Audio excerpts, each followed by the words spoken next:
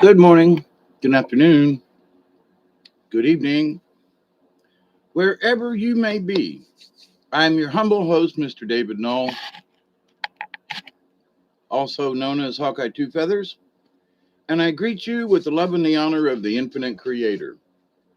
And I continue to pray each and every day that each and every one of you will continue to learn how to accept and receive the knowledge, the healing, the wisdom, and the many blessings from the universe. And as always, I greet you with the infinite love and wisdom from the creator. So, good morning. It's Sunday morning, actually.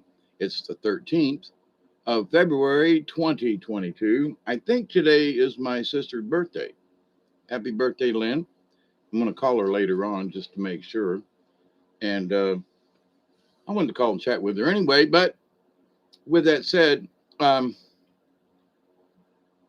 I hope that all of you are doing as well as possible under the circumstances. There's so many crazy things going on these days. I just want to tell you. And that a week ago or so, I did a video about instincts and getting in touch with your spirit guide and how important it is um, to have a good connection with your spirit guide if you're going to work with anything spiritual, if you're going to move ahead in your own spiritual realm, life, spirit path, the red, the red road, um, lots of different names and um, ways to describe it. Right, when you get in touch with your guardian angel, you get in touch with your spirit guide, your higher self, whatever it is. So this last week, I've had some trying times with my truck. Okay, but here's the thing: to talk about instincts, not my truck so much, but it is about my truck, but it is about instincts. Hey, Travis,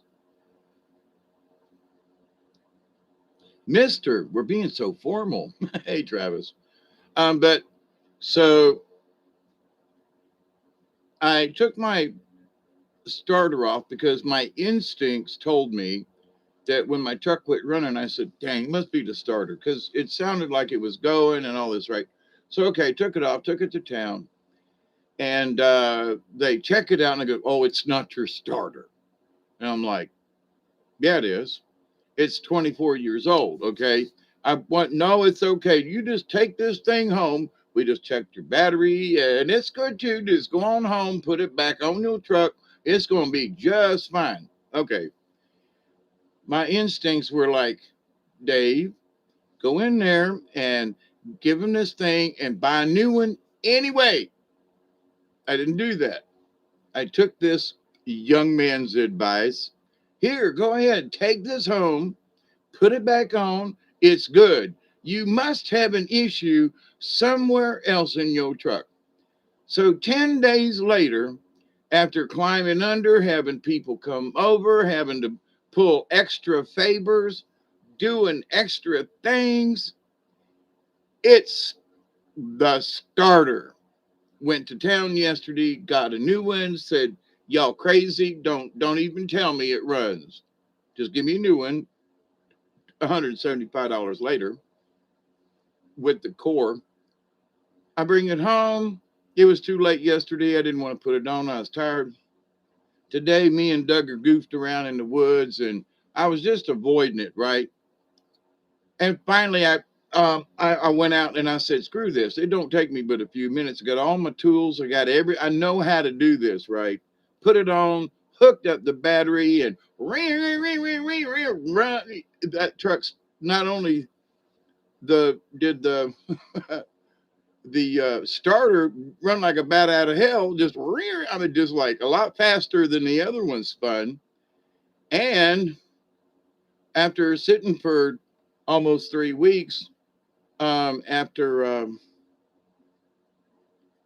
having done all this other work to my truck, which it was running until the starter quit, right? And then been through all these tests and all this stuff. I mean, anguish, heartache, just was fed up with it. But here's the thing: my instincts originally were right.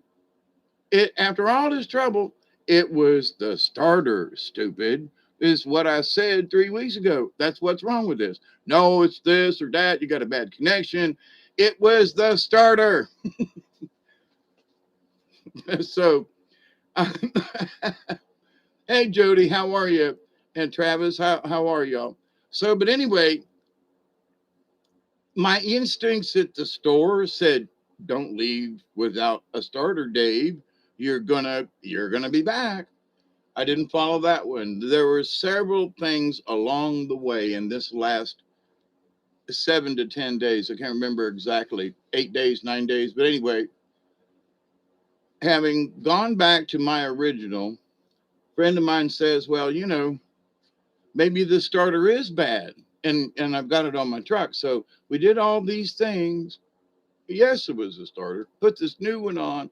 Truck started. Right. So, but all along the way, people were giving me suggestions. And I'm like, I just don't think that's right. Well, here, you need this part on your truck. Well, the 98 miles that don't have that part on the truck. So I spent a day looking for that. And then the next day, like, well, if it don't have one of those, then what does it have? Then I found out that you know, oh my God. But my instincts, every time I got to a certain point, I was like, wait a minute, this is, it's like this, right? No, no, it's probably that. Probably got a bad connection. You probably got a bad ground. You probably got a bad this. Oh, did you check your that? Did you do? Yes, I checked all of it. Some of it 3, 4 times. It was the starter. It was my instincts in the beginning. It was the starter. You know. So a week later, and all this extra trouble, and I mean anguish crawling up and down and making special tools and wires and all this crap. It was the starter. So I put myself through a bunch of other grief when if I had followed my instincts in the beginning, my truck would have been running for the last 2 weeks. Period. That's all. Now that's just my current situation about instincts. And so, but as I did that video the other day, I talked with uh, Elderberry earlier today. Hey Jody, I think I said hi. Um, And I said, I'm going to be screaming from the rooftop because I mentioned this in when I was talking about instincts, and that one of the things, hey Coleslaw, how you doing? That I'm going to be bitching most about is the fact that my instincts was right. You know, above all this and all these other people, smarter than me, work for the auto. Oh, well, your starter is good. We just checked it out here. Uh, yeah, okay. And oh no, your battery's good. Now the battery might be good. But after all the trouble I had this last year with my battery dying, it had nothing to do with the battery. But it cycled all the way dead, and I would charge it up, then dead, charge up, dead. And batteries ain't supposed to do that. So even though they checked it and it said it was good, I bought a new battery worth $158.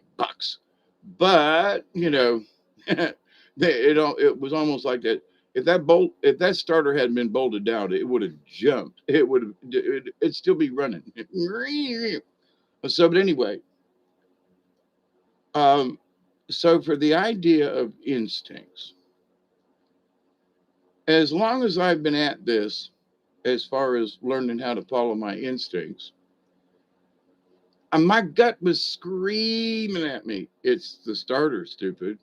No, everybody else was all this start. Did it run? Yeah, got to think. Yeah, well, and okay, but my gut, I'm telling you, right? All right, so enough of that. No, I want to bitch a minute. I want to bitch a minute longer, okay? And for those of you who missed the 20 mark, I've been sitting here. I just want to get 20 like blistered, because I'm so glad my truck starts runs, but I'm really pissed at myself for not following my instincts. So I'd like to really get drunk. You know what I mean? Join me. Puff, puff, pass, pass.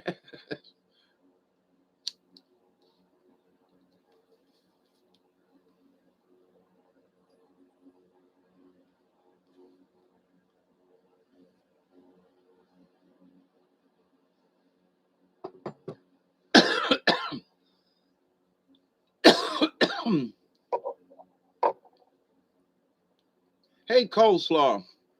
Um, I'm being nosy. What part of the country or what part of the planet are you from? A hoots? Yeah, a hooter. I'm just curious. With a name like coleslaw, my assumption is you're from the South, and I just want to see if my ass assumption. You're in Saskatchewan. I'm sure they have coleslaw up there, but it's like down here in the South. It's like baked beans, coleslaw, and whatever. You're in Saskatchewan, uh, the southern part of Saskatchewan. Oh, I'm sorry. You know me, I'm just crazy, but you know, I still can't believe I took all these people's word for what I knew in my heart. So I don't want y'all to just ignore folks and folks that may know more than you, but I'm here to tell you that this incident here this last few weeks, with what my instinct said was right. Lots of slaw up there, huh? Not that I just haven't been. I've been to Canada a couple of times, but over towards Toronto and out from Detroit. But I haven't been over in that area, Saskatchewan, as much as I would have loved to. Would still like to, if I could get there and back, at least get there, right? I might not never come back. But anyway, um, I have traveled around the United States, and my favorite story is when we went to Washington State years ago and went up through South Dakota, all the way across, and Wyoming, and up into Montana and across. Anyway, but we left Missouri down around Kansas City, Missouri. Okay, Missouri. Um, and we went into this nice little family, restaurant, salad bar, all you can eat kind of thing.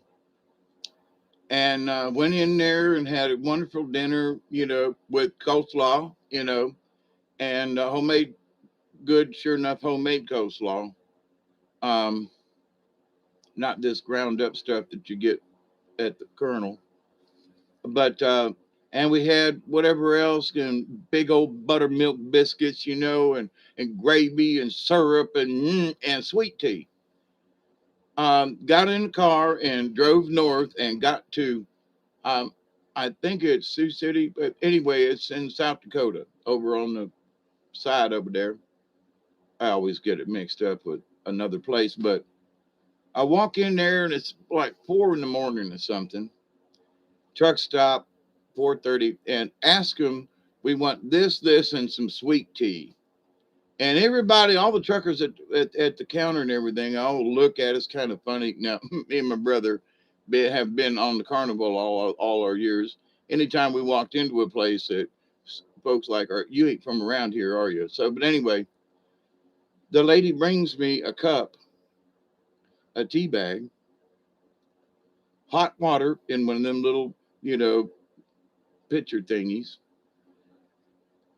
a glass with ice in it, and sugar. Like, here, make your own. Now, so from Kansas City going north, they had no idea what sweet tea was. Sweet iced tea. Are you serious? And they were like, "Here, make your own." Right? Okay. I know it was early in the morning there, but they just didn't have a clue, you know. So, and there have been other places where, you know, you think something that is like common and they look at you like, what? So that's why I'm asking you about the coleslaw. But I still, you know, it still just boggles my mind how went to, you know, drove a few hundred miles north that they don't know what sweet tea is. That, you know, but God bless them, you know, she tried. I gave her a extra buck tip just for her effort, you know, even though they didn't have, you know, sweet tea. So I was just like, no, I'm good with you know, hot tea. So I just, since there's the tea bag in the water and hot water, I was just like, well, I'll just have this, you know, it's early morning, but I was just looking for something cold to drink and, you know, so I drank the cold water and made hot tea.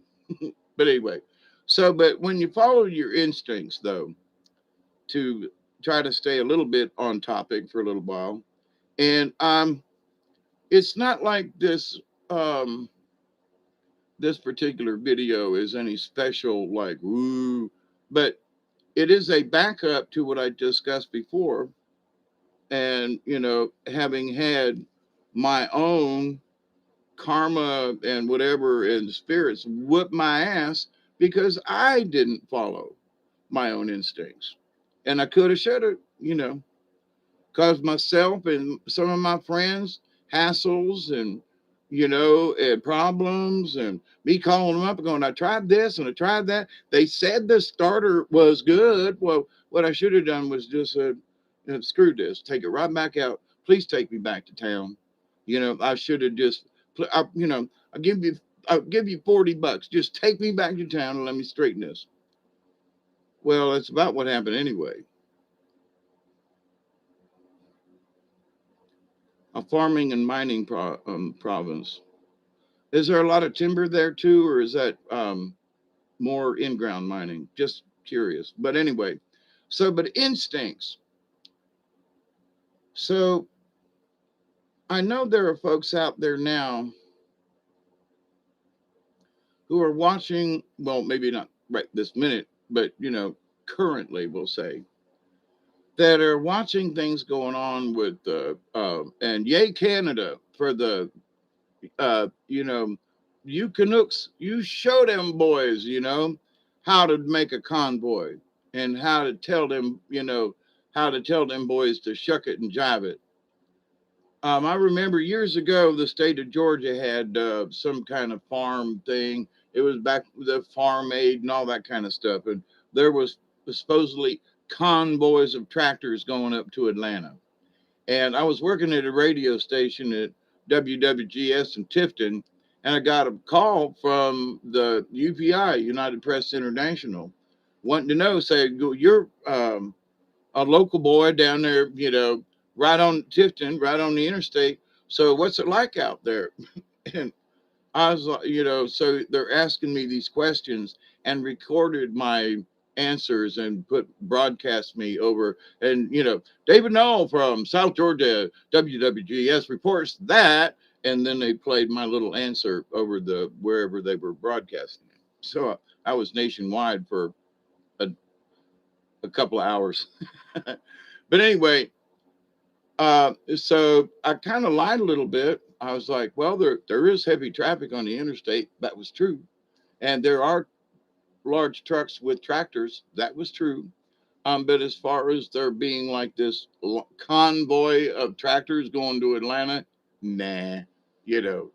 So, but I did make a true statement. But his angle was all these tractors are going to Atlanta. Well, maybe, you know, they're going north. That all was true, but they stretched that one, you know, to make the news. So yeah, that happens, you know, even between radio disc jockeys. You mean you're going to put my name? You're going to put me on the air? Sure, I'll answer a couple questions. You know, I didn't lie. I just didn't tell them the truth.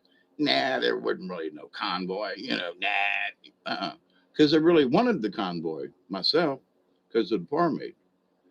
Smoke if you got them, y'all.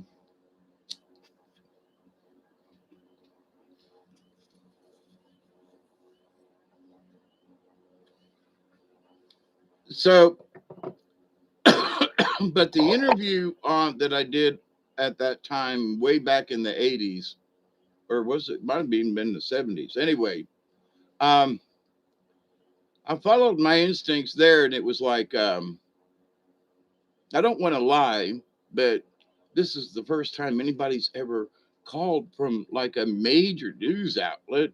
And I was kind of sort of new at this radio station, and I wanted to do good, and I wanted to put us on the map. And so I didn't lie, but I didn't tell them the honest truth either, right? But I answered the questions without, you learn at times. They say, so how's the traffic on I-75? And you go, well, it's a little heavy today.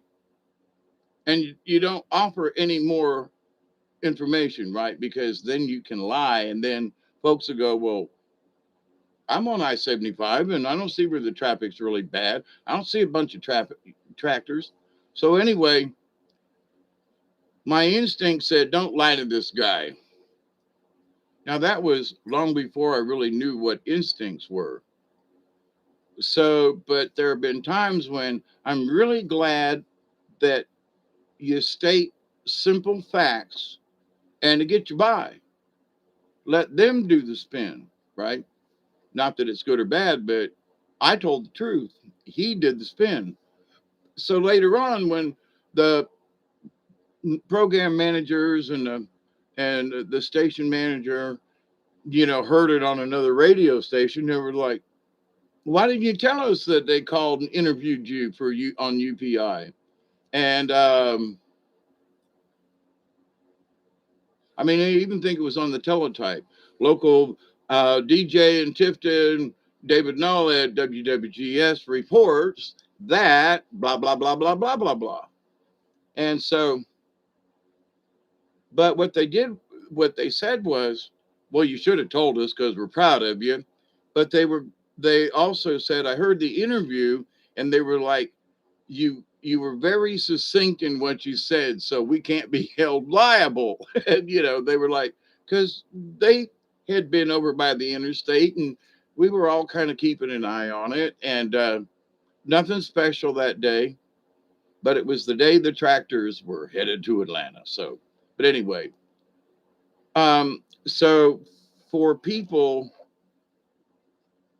I know that there are folks that I've known over the years, and I used to be one of them. Okay, and to try to over embellish slightly, just stretch that truth to make it be a little bit more important somehow, when it ain't really.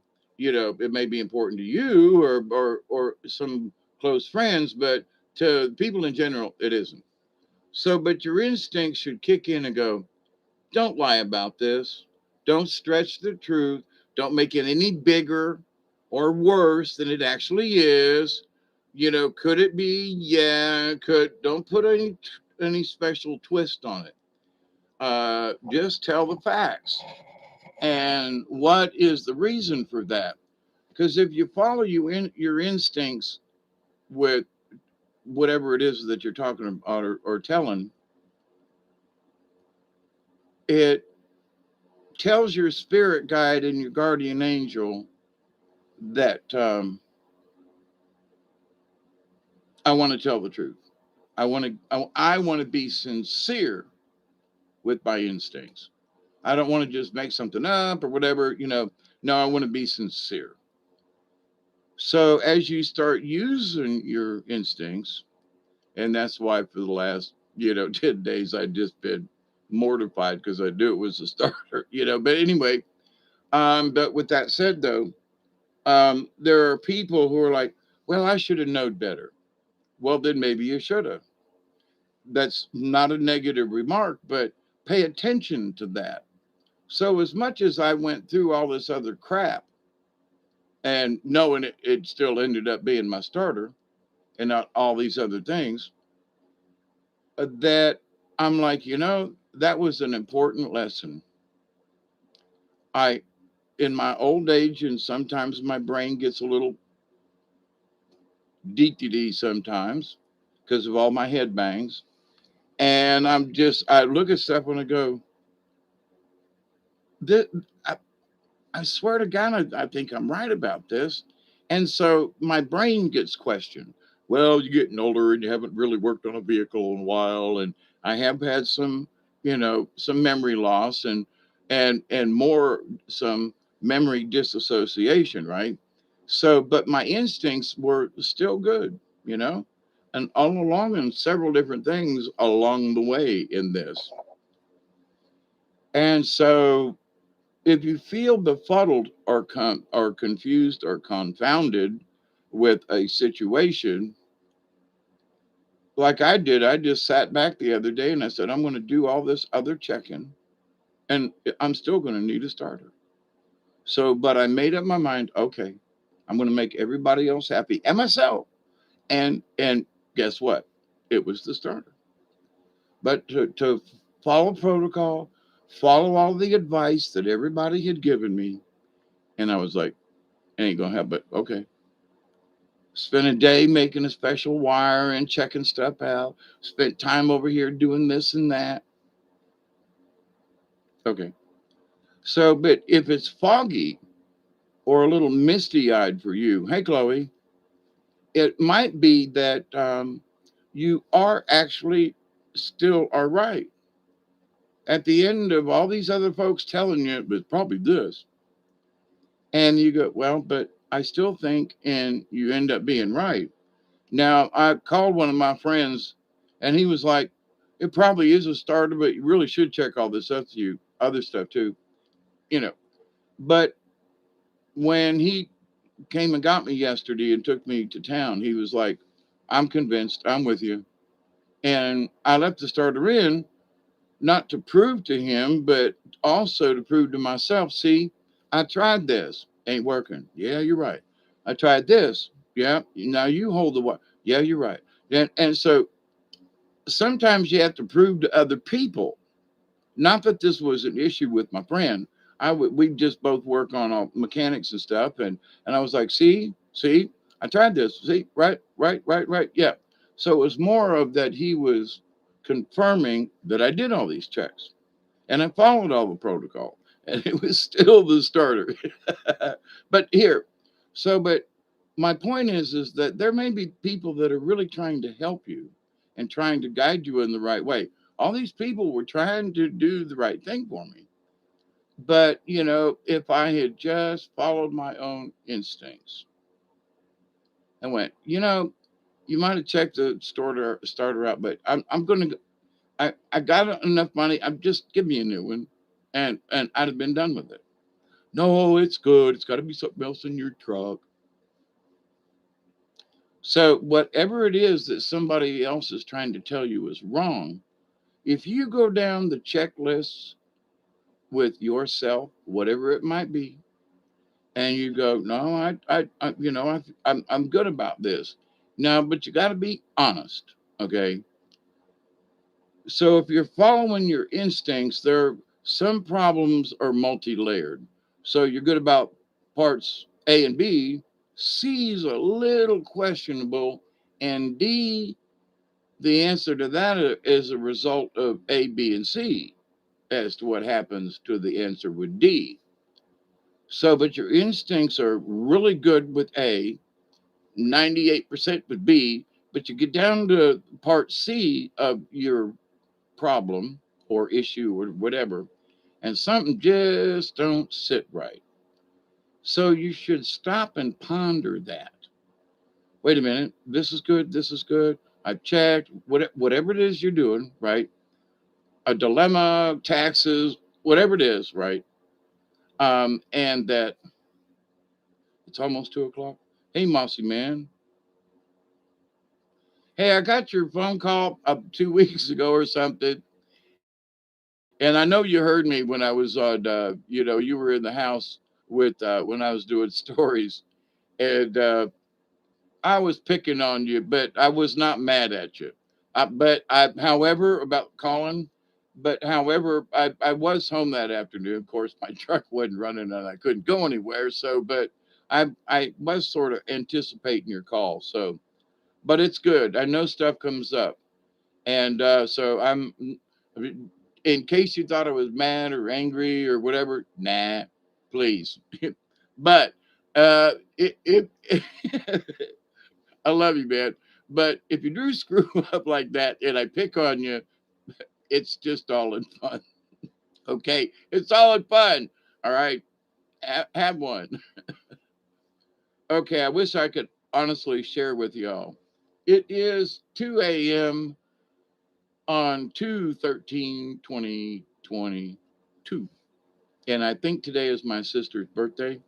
My sister Lynn, y'all say happy birthday to my sister. Of course, she's asleep down in Zephyr Hills, but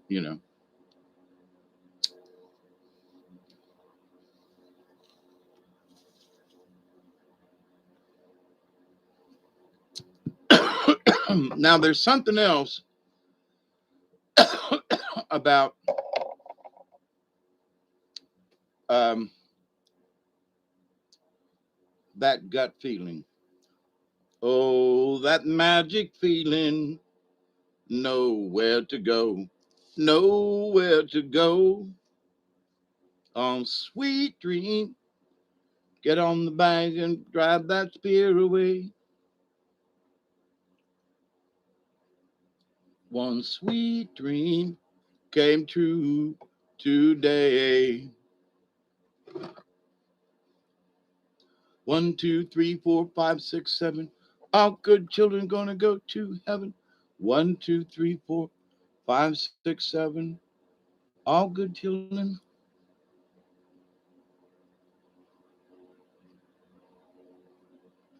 Got a bot to get rid of. Um,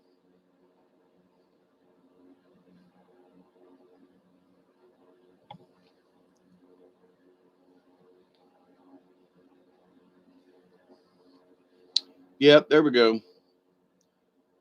So, but anyway, I was I was slightly agitated, and you know, after having fixed everything, only agitated in that I trusted all these people. I trusted the guy at the at auto parts place when but my instincts were, you know, here's the thing: it might run here for you on the table, but it's 24 years old. Give me a new starter. And okay, so it runs, and you checked it out. Thank you very much. But instead of me, which right then I was like, get the new starter. Okay, instincts though. So instincts, despite whether what other people tell you. Now, here's the thing: you can't be belligerent, all right? Because they might actually be right. But as you analyze whatever the situation is, if you still ain't getting that right vibe, then maybe you should question their good advice. Now, I'm still using my truck, right, as the example, but it could be anything. It can be friendship, misunderstanding, whatever it is, right? So, because my misunderstanding was my gut said, I don't care what you're doing to the starter there, Mr. Auto Parts Man, but I still want a new starter. He's trying to help me out, and he cost me 10 days worth of anguish. And okay, my gut said, though, thank you very much at the time, and I didn't follow it. So, what good is it if your gut's telling you the answer, but you question yourself? That's what I did. I was like, well, I don't know. I'll just, oh, okay, he says it's good. Knowing in my heart, it was right then. It was like, don't care if he says it's good. Get a new one, Dave. So there are times when it's just like, well, okay. And it costs you anguish, trouble, whatever. So, um, depending on the complexity of that which is the issue, you may have to, if it's three, four, five little different stages or layers to fixing the problem. Like you got to get in touch and you got to get apart. Then you got to make arrangements. And then you see there's different layers to the situation, right? So whatever the situation is, it the your final result is this is what you want to happen. But how you get the final result, there are smaller follow your gut feelings along the way. Okay. So it's not, you don't just focus simply on the overall picture. It might be a simple yes or no. Follow your gut, you're good. It may be more complicated than that, but what you want at the end may be good, but you may get hung up with the steps along the way to achieve that which is good in your gut, your your instincts. So another thing now, and I, along the way there were a couple of other things that happened, like I was listening to the universe about certain things, and I go, well, let me check on this or let me do that. So there are a lot of lessons along the way. So even if you goof up, slip up, and know you should have done something 2 weeks ago, then use your instincts and try to get yourself out of the mess.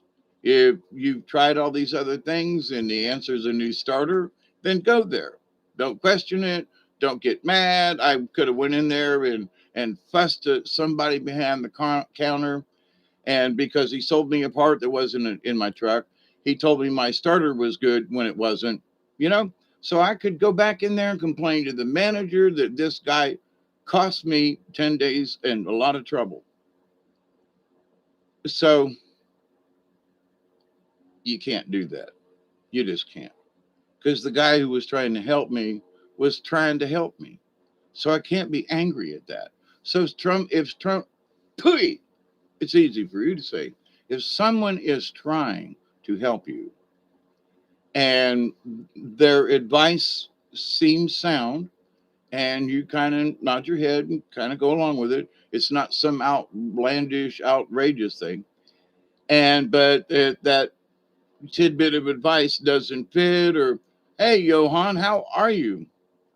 If it doesn't fit or something, then you should just say, well, it was really good advice. I looked at it and allowed my instincts to check it out. So when we look back at what might not have worked for us or how we misjudged reading our instincts, we take that into account for further reference, right? So, where does the wisdom come from? The wisdom comes from practice. How do I know how to have a chat with my instincts, to have a chat with my spirit guide, to get closer to my guardian angel? You practice, okay? And you keep your big mouth shut. You're so sleepy. Yeah, I'm tired too, but I just, it was Saturday night and I wanted to do something earlier and other things got in the way, but I just said, what the hey, I'm going to get on here and say hi to everybody who shows up. But about the instincts thing, um, you know, I have gone over in my head since I made some of the comments I did about that, and realized that I was learning my own lesson with instinct, and I was reaffirming the fact that, yeah, it's the mistakes that help you make sure you're listening, to make sure you were actually right and not making up some kind of story or something. And there's so many things out there now that people have tried to be swayed. Now, I would love to say her name and so forth and all this, but a dear friend of mine uh, that is in mid grade school, I had chatted with her mama and was asking some questions about stuff. Hey, Ed, how are you? Yeah, and it wasn't anything about being cheap. They swore my starter was good because it worked on the bench, and I was like, nah, it wasn't about being cheap because I do know about that. I worked in the automotive industry and a lot of other industries too, but um, you know, I try to pick something mid grade. um, yeah, but I agreed with you, Ed, on that. But so, um, her and her friends after Christmas went back to school, and some of these areas and so forth are being like ridiculously, mask wearing craziness. I mean, people are just going nuts with it. And instead of, loosening up and they're tightening down in some places around here. And other people are going, what? So, Britain loses it, and blah, blah, blah, and all this other folks. But then there are some of these people, they just think they're absolutely right. They're following the letter and everything. Okay. So the teacher comes in, and the students are sitting around the table. And there are some of the students that are maskless, and there are many of them that are. So the teacher looks over at my friend and says, you know, um, everybody here at the table should put on a mask. Right, I'm ready. It's 312 here, 212, excuse me. And the teacher was like, well, if you don't have a mask, then you will go to the principal's office and you will get one.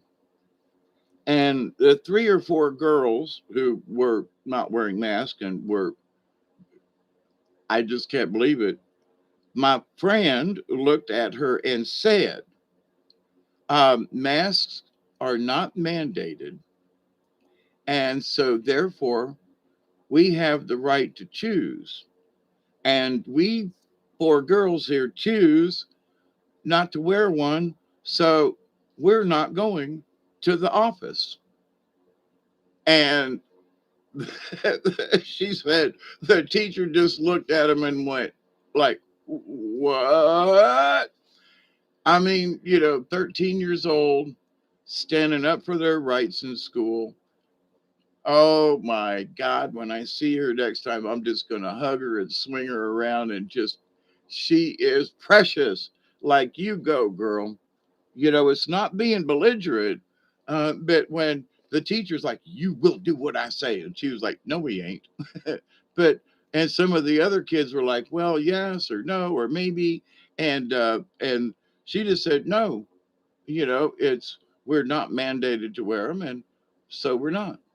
And we have the choice and we choose not to. And so we're not going to the office. Oh my God. Oh my God. I was like jumping up and down about to pee myself because I was like, there are some of these kids in school that are trying not to make waves and all that.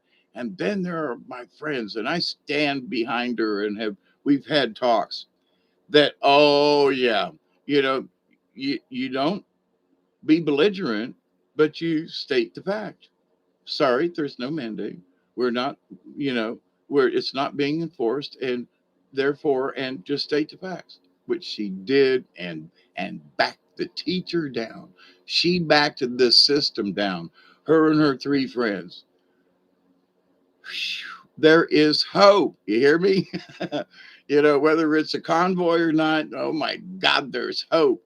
The kids are, are not. They're protesting, and for those folks that I try to, hey, protest, but be nice about it. Don't get in their face and get angry. And if they want to slam their fist down and all that, you can go, wait a minute, here, let me videotape this with my cell phone. Let me record the audio for later evidence. Um, you know, I'm sorry, but back in my day, they just didn't do that kind of thing. Now, here's something else. Now, here's basic instincts, right? My same the friend's mother, she's discussing a local company in Nashville, Georgia. Okay. Nashville ain't very big town, right? And it used to have a lot of, you know, pine trees, pine tar, some farming and stuff like that. But they also have some boat manufacturers over there. Okay, nice boats. It's 2:15. We got 5 minutes. So that, and I'm not going to name the name. That's close enough. But so this boat company, small town, South Georgia, maybe 12,000 people in town, maybe 20,000 in the county. Not a very, kind of swampy over there. But started offering their employees $200 to go get all their shots. For every person who would go and get the shot, 200 bucks. So one friend's talking to the other friend and saying, um, well, 200 bucks, that's a good chunk of change. And all I got to go do is get vaccinated. Well, yeah. But then the question came up from him, hey, Roman, was why would this small company be offering its employees $200 a piece to go and get their vax? Now, the government ain't paying. And so, why is this company somehow, uh, oh, after 2 years of it, we ain't gonna die, and people are, especially around here, and some of my family members who've had all their shots, who've gotten sick anyway, right? So all of this is going on after 2 years. They're paying here $200 to go get the shot. Now he's a sort of on the edge of the conspiracy thing, and talking to my friend and going, well, do you think this is the mark of the beast? And why are they paying? And stop and think about it. Well, you can go get it for free, but the company's going to pay you to get it. What's their motivation? Why? Nobody else is paying. No, just so, yeah, you got to stop, and you should follow your instincts and go, 200 bucks to go get a shot, huh? What's behind that? Now, I don't know, not my point. But so my friend says they saw a friend at the store, and he goes, well, I got my $200. 200 per shot. Well, but it wasn't that if you got two shots in a booster that you got 600, but you had to have them all. But and if you'd had one, so you had to have proof, but still $200. So man, it's almost a 20. Um, but I mean, 200 per employee to get their shots. That's kind of sort of where my brain was thinking when I said it. But so she saw him in the store, and here in Austria, they wanted to make a 500 euro lottery from the government. Every 10th will get it. See, what's their motivation, right? But to the point, so she saw him, like a week later or something. He's waving out, well, I got my $200. She looked at me and said, so we know how so you sold your soul to the devil because it was his instinct or vision that said, if I get this, is this like the mark of the devil? Am I like, this is the mark of the beast? And so for 200 bucks, he went ahead and got it. So her remark was, so you sold out, huh? Whether it is or not, from his perspective, he questioned it before he got it. Well, should I, shouldn't I? People get sick or not, or whatever, good, bad, whatever. So, but for 200 bucks, he sold out. Now there are other people that sold out for free, but to the point though that they had the discussion, his body and brain brought the subject up through his instincts, but he went ahead and sold out anyway. Okie dokie. It's free will and you're going to do what you do, right? It's 2:20. Good morning, everybody.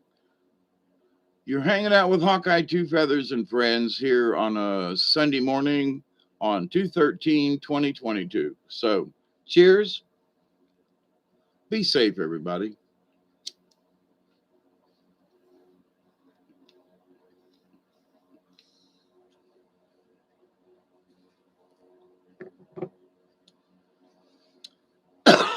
So, woo.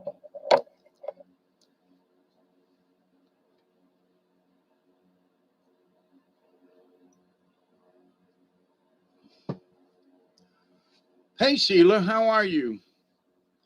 Hey, listen, it ain't now, but please come by and see me or call me on the phone. We can do it on the phone, but we need to talk, okay?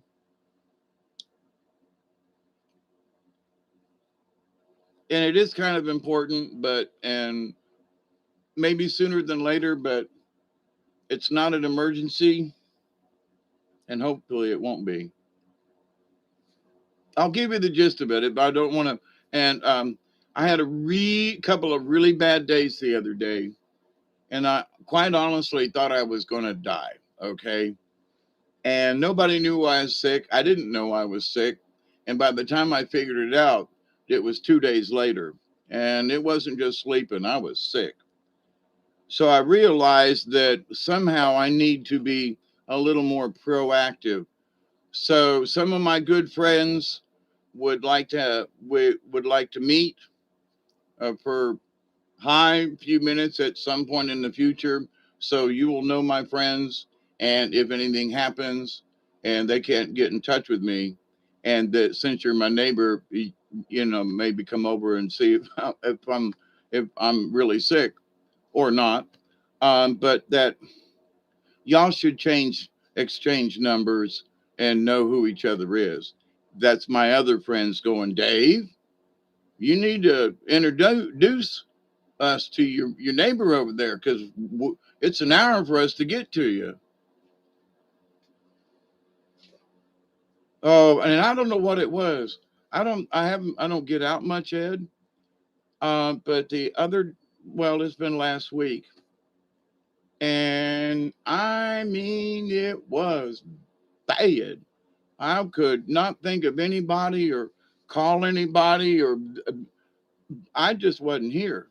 And I was physically, internally ill and headaches and, disoriented. It was really rough. And I try my best not to bitch about my conditions and things and stuff like that. But I realized when I got better the other day, I said, you know what? Living down here with Duggar and everything, it was a week before anybody called me. And I realized that I need to call other people and go, hey, I'm still breathing. Okay. Um, Not because they think anything's going to happen, but the other day, my brain was reacting really strange. Now, for me, I was kind of wondering if it's some of this energy waves and stuff in the universe. Okay. And I feel better this yesterday and today, but it's something still out of whack. Now, I've had 25 head concussions, and I've had 10 of them. 8 of them put me in the hospital. The other two like laid me out. The other ones I just kind of worked through. So when they say um, prime candidate for a stroke victim, there's a picture of me, and there are things that could happen without my knowledge, because I'm in the middle of having a stroke or something, and that I should not ignore some of this stuff. But at the same time, I'm saying it. I don't want folks to go crazy and go, "Oh my God, he's going to be." Oh, please don't. However, I do realize that after last week that I I need to have a better communication thing.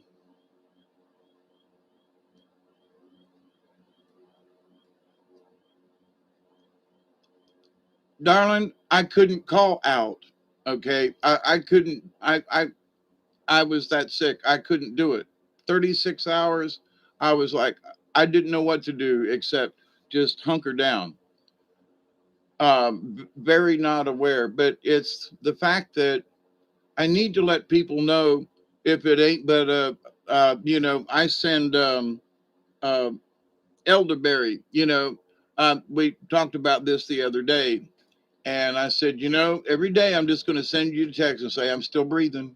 I'm going to wave at you just to let you know I'm still here. Whatever it is happens through the day or whatever, but I'm still here. Still breathing.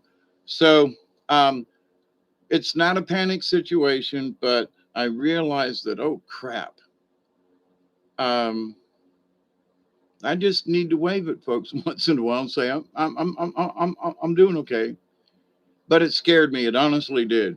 Not having any kind of control and thought process. It my dear friends, I have been through a lot with hospitalization and neurologist and brainwave scans and grand mal seizures. I feel and a lot of acid and mushrooms. We can't leave that out. But the other day I wasn't terrified, but I was. I've been down on the river for 3 days with no food or drink, and I came out of that one. That scared me. But the other day, I don't know, it was a different kind of scare. I don't know how to explain it. It was a different level of scare. That's why I'm having this conversation. But I don't want nobody to panic or jump up and down. Oh my God, he didn't call me. He's late calling me. I'm going to call the ambulance. I don't want that. No, please. But my friends, Miss Sheila, my friends have said, um, if we call you Dave, and a year or so ago, um, my friends Rhonda and Kenneth, they were trying to get in touch with me, and I was just kind of out sleeping and not really sick, but just having some knockout time. And they tried to get in touch with me, and I do better with checking the phone and stuff down because I just wasn't paying attention, and now I'm making more of an effort. So I'm checking the phone whether I've heard the phone or not, because what happened was they had called me several times when I was knocked out, and because I didn't answer and I normally call them right back, none of the above had happened. So they were fixing to call the sheriff's department to come out to see if I was still breathing. So they called me up today and said, we want to get my dear friend that checks on me and you all and this person and anybody else together, just so y'all know who each other is, just in case.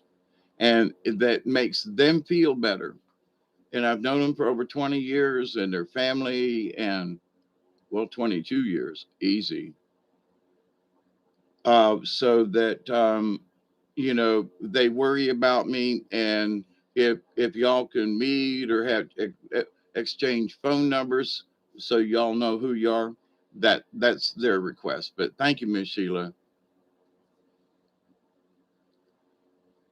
I know you're there, but I don't know. The other day was just strange. But at the behest and request of my friends, they would like to, you know, we can have a party here at your house or something, and they can come over. We can do a cookout, or we can just, burn one, and that be that too. But anyway,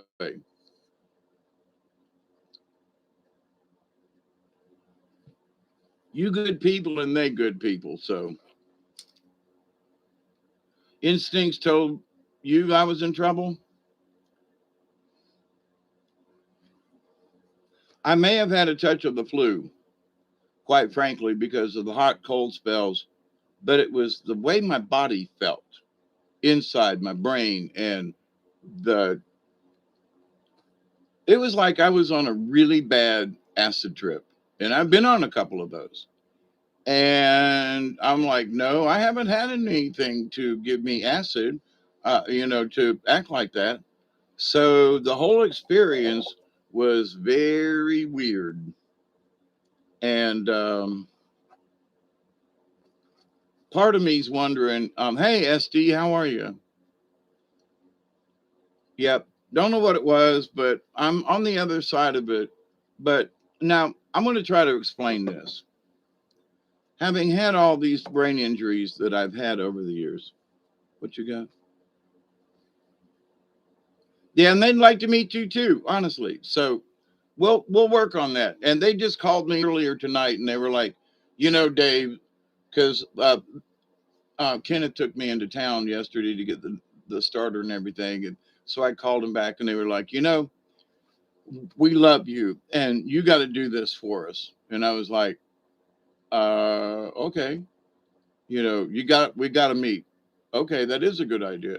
And I've talked with some of them folk up there, that yeah, we need to exchange phone numbers. And I've talked to this friend that this is Kenneth and Rhonda, and then Kenneth and Rhonda said this is this guy or this person or this lady or my neighbor, and but nobody's really met, right? And so my granddaughter wants to come up in March, and so I also wanted to her while she came up to like meet the neighbors and meet my friends and come down. This is my granddaughter, and and she's considering coming up here and living.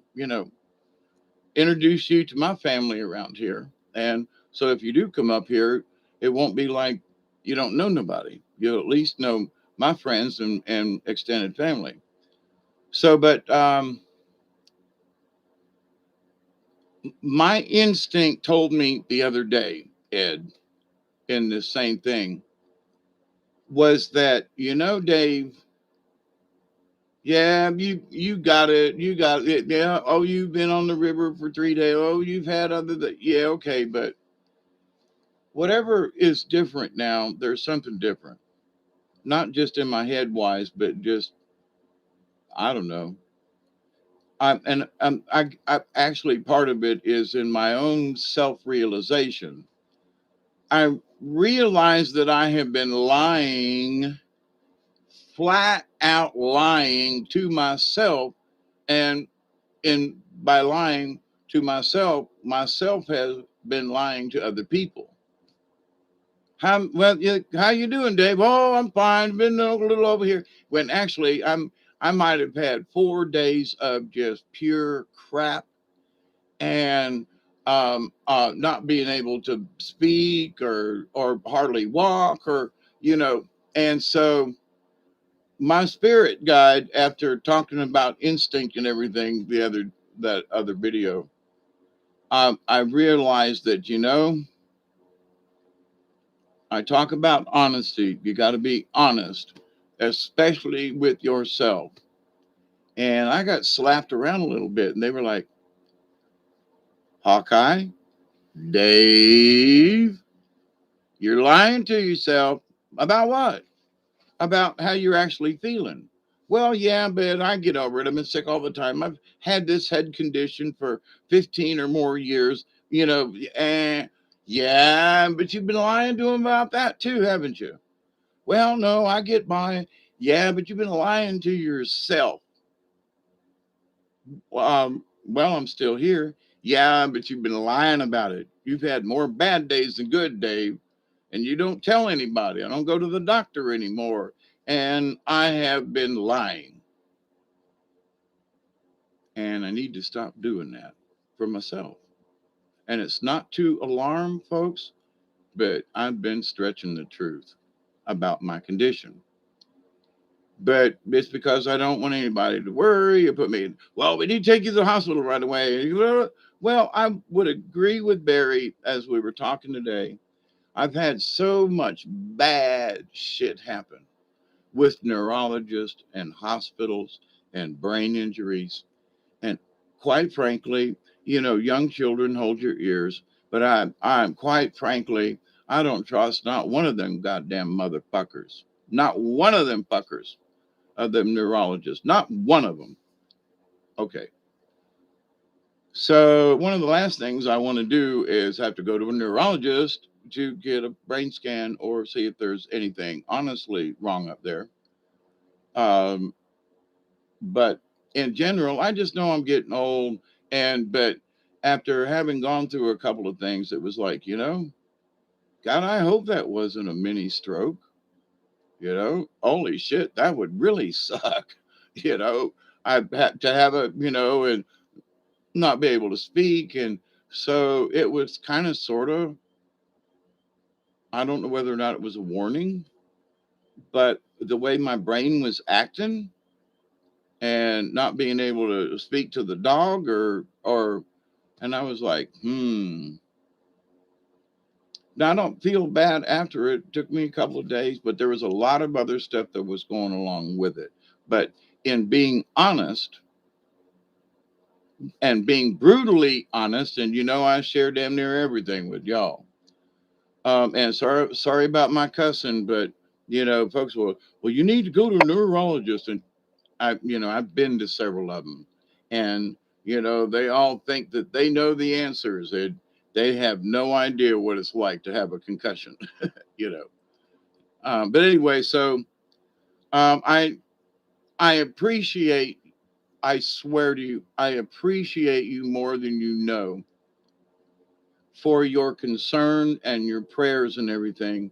And I'm telling you this not to scare you or to get it. No, but I haven't been honest with myself or kind of sort of with y'all, and if I am the teacher, if I am to walk the path, then I've got to be brutally honest. And here I am being brutally honest, you know.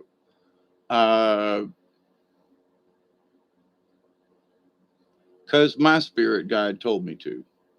Quite, that's it. They've been after me about this, and I don't want to make it a big deal. I don't want to, and y'all worry about me anyway. And thank you, Ed, for um, he says he thought I was in trouble. I didn't know I was in trouble. You know what I mean? So that's the weird parts. Wake up, scratch your head, and go, Now, what went on for the last 2 days? What did I miss? So, but again, I'm having this conversation because Ed told me to. But instincts, the spirits, like you get, you, they're like my dear friend says, my spirit guide is like, Hawkeye, you love these people. You've never met them, but they're your friends. They're your soul family. There are the your close members of the League of Like-Minded Beings. And you're lying to yourself. So that means you're kind of lying to them. And you kind of promised you wouldn't lie to them. Well, this ain't really like, yeah, but you're withholding evidence. Well, but that's not really a lie. Yes, it is. So this is the battle that's been going on in my head that they've been hollering at me about. Well, no, because then if I talk about this, then everybody's going to worry all the time, and I really don't want that. But then he said, but maybe they should, and maybe you should pay. Maybe if they worried about you, you would pay more attention. Well, I hadn't thought of that. So in that, they showed me that I'm being selfish by not sharing, kind of thing, which is really odd. I'm still trying to figure this conversation out. But anyway, in me, full disclosure, right? But I already thank you for the prayers. And the other day when I was getting ready to go online, and an, a friend shows up, and um, and an hour later, of course, then I couldn't get the stream to work and had to reboot the computer. But there were folks that were like, what happened today? What happened to Hawkeye? He was right here, and it was true. And then something come up, which is very rare, but sometimes when it does, you got to do what you got to do. But then when I tried to get back online and pick up the stream and everything, so quite a few of you were worried, and I thank you, but I'm sorry at the same time. But from that event, plus my sickness before that, I have realized my spirit was been kicking me, and I can blame some of this on Mr. Elderberry. He's not here, but um, we've had several conversations, and he's like, just let me know. Let somebody know you're still breathing, because then we can call somebody or something. Because it scared him, and because I've discussed a little more about my condition with him than some other folks, and so, but between my spirit and my instincts kicking me, uh, it's been to let some of y'all know because you love me and you're dear friends, and I might not think about that enough. I know how much I love you and send out good energy, but at the same time, because I don't expect anything from the universe, I just do what I do. That my spirit's guide you going, there are folks out there praying for you, buddy. Really? Yeah, they are all the time. There are folks who are sending you prayers. Well, I know, but I didn't ask them to. You know, I know it's my job. I have accepted my role as, to be here for the prayer. Um, I'm good with that. Um, well, but what about those people out there who praying for you? Well, that's really groovy and all that kind of stuff, and I appreciate it. No, you don't. Well, wait a minute. Yeah, I do. No, you don't. Well, yeah, I do appreciate you them praying for me. No, you don't. Well, wait a minute now. What the hell are you all talking about? It's because for a lifetime for me, I did not feel one of my idiosyncrasies. And of course, being adopted and all that other kind of stuff. Um, that I didn't deserve any prayers. I didn't deserve any good wishes myself. But it's fine. And it is my well accepted job and so forth that I pray for others who may not have the time or can't, don't know how. I've accepted that. But now for me, as the person praying, you're not, you're praying and sending it out, which means you're not necessarily listening to receive it. Okay. And so they're up there right now looking down at me, looking down at me going, you better tell them the truth. So, but in this opening up with myself and my spirit guides, and I accept and receive, I do, but for some reason, I hadn't just, well, I'm feeling good vibes from the universe today. Somebody out there send me a prayer. That's wonderful. But it's not that I toss it off. Somehow not, I'm not acknowledging that the prayers are coming from y'all per se because I'm not expecting anything, right? To give to the universe if it comes back. It's groovy, but I don't expect it to come back. And here's part of what my spirit guides are saying. Yeah, but when you got good friends, you should expect it. And I'm like, but, you know, I've always been the hermit, always taking care of myself, always been independent, dug my own well, built my own. Um, okay. But when I dug the well, I had to have help to pull the mud out. When I did other things, I had to have help with good friends. So, and I accepted it, right? So, but over the years, it's been very quiet on my end, very one sided. And so, but, and then having started, doing this YouTube channel, now I've met all you wonderful people, and your gifts of love and compassion and caring and sending out good prayers.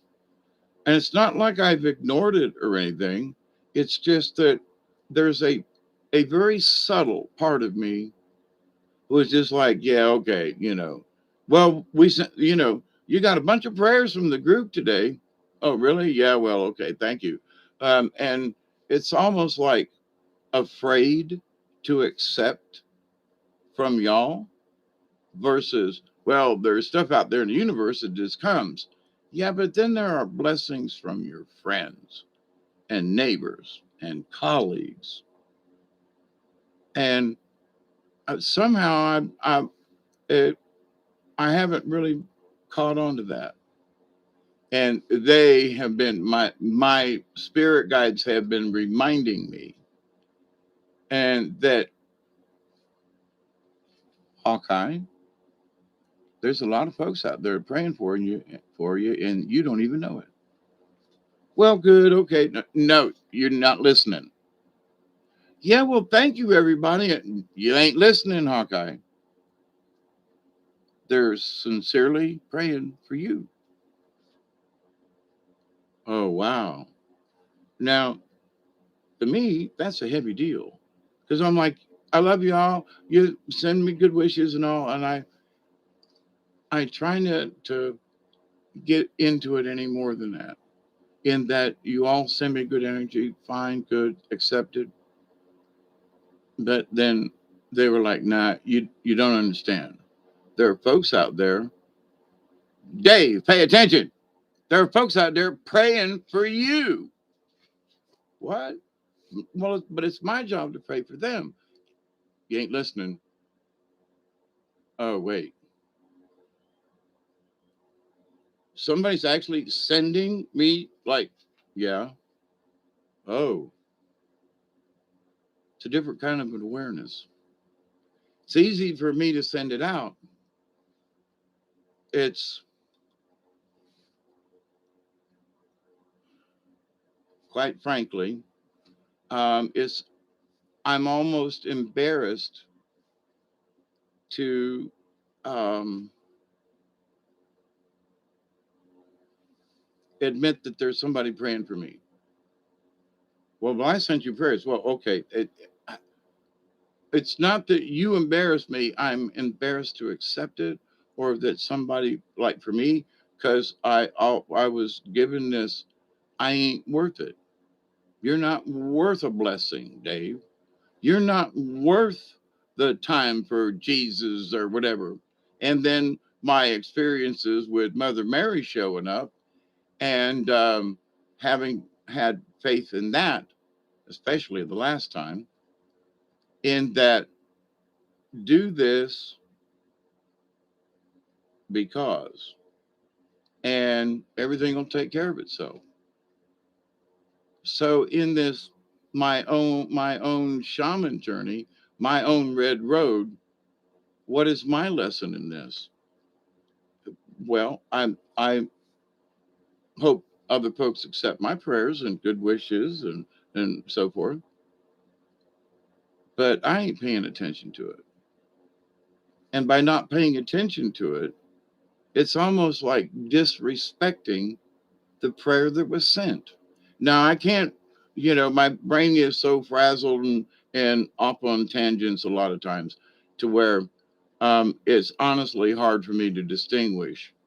But I had not considered that you, dear sweet people, were honestly sending me good, honest prayers. Not just hope you're having a good day, Hawkeye. It's it's not that for me, it's not just a hope you're doing good. No, you sent a prayer. What? Yeah. I Wait a minute. You stopped and took the time to send me a prayer? Wow. I am very flattered. I'm very humbled. And there are folks who say, well, I'm going to send all this good energy out. I better get some back. That doesn't cross my mind. But in my asking of the universe and the asking of my spirit guides, y'all keep me up to date with what's going on. So, I'm hoping everything that I've got that's going out is good, you know, but I had not thought about anything being reciprocated because I didn't want to. Why? I don't want to think about it. Well, did I get my prayers? Is anybody praying for me? Don't, can't go there. So, with that said, thank you all. It's a whole nother level of instinct, on a whole nother level of understanding spirit guides, the universe, other people. I mean, I'm still learning. Okay. Thank you.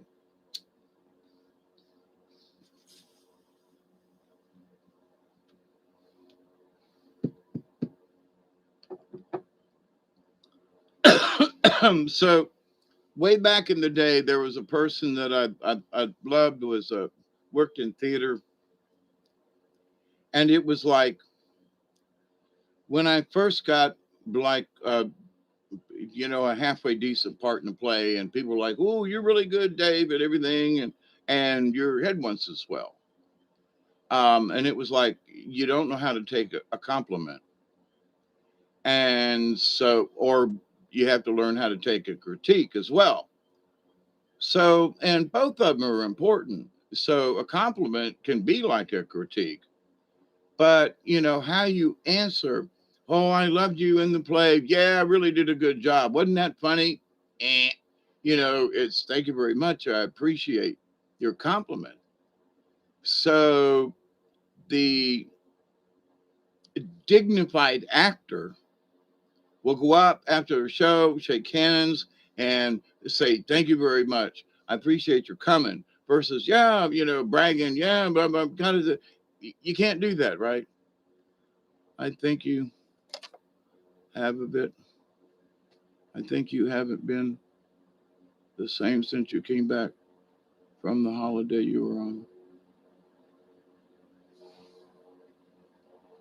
on. Do you mean, Ed, when I went to Ohio, the vacation?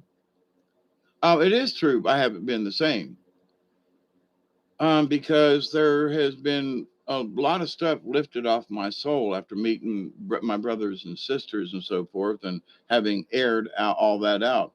Um, well, I guess my mom texts me occasionally, but other than that, no one. I text them first, and even then, it's iffy. I get a response. Um, I understand, Travis, and it's not that I expect folks to give me. Yeah, I would agree with that. Um, but and to that answer, Ed, having had all of that 60 plus 68, 69 and a half years.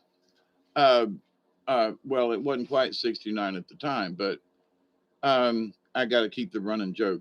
Anyway, I just don't ponder that anymore. What if and how did this, and 68 years worth of worrying and gone, settled, questions answered. So I am absolutely different, but in a different way. My brain is acting different, not just emotionally, but I mean, I can feel it acting different. I can feel it. And so part of me has been like, since I've had all these head concussions, since I've had all these 500 plus hallucinogenic trips, a lot of them with specific, uh, purpose at the time, around the fire and talking with the universe, and or on a river, and talking with all the spirit guides and all the elementals, So all my years of experience, though, the other day was different. Different. Okay. So, which is making me study my condition, meaning head bang. And I told my friend the other day, I said, there are times when before I would have a seizure, it'd be like sparklers going off in your eyes or in your brain. Just there are these sparklers, and I'm blinking my eyes and doing this thing like right here, right now, because sometimes your brain is just it's skipping. There are a lot of different ways to try to explain it, but it skips. You could like see and then blink, and your reality's jumping around because somewhere up in your brain, them neurons are jumping between spots, it's getting crisscrossed. So I'm much better than I was years ago.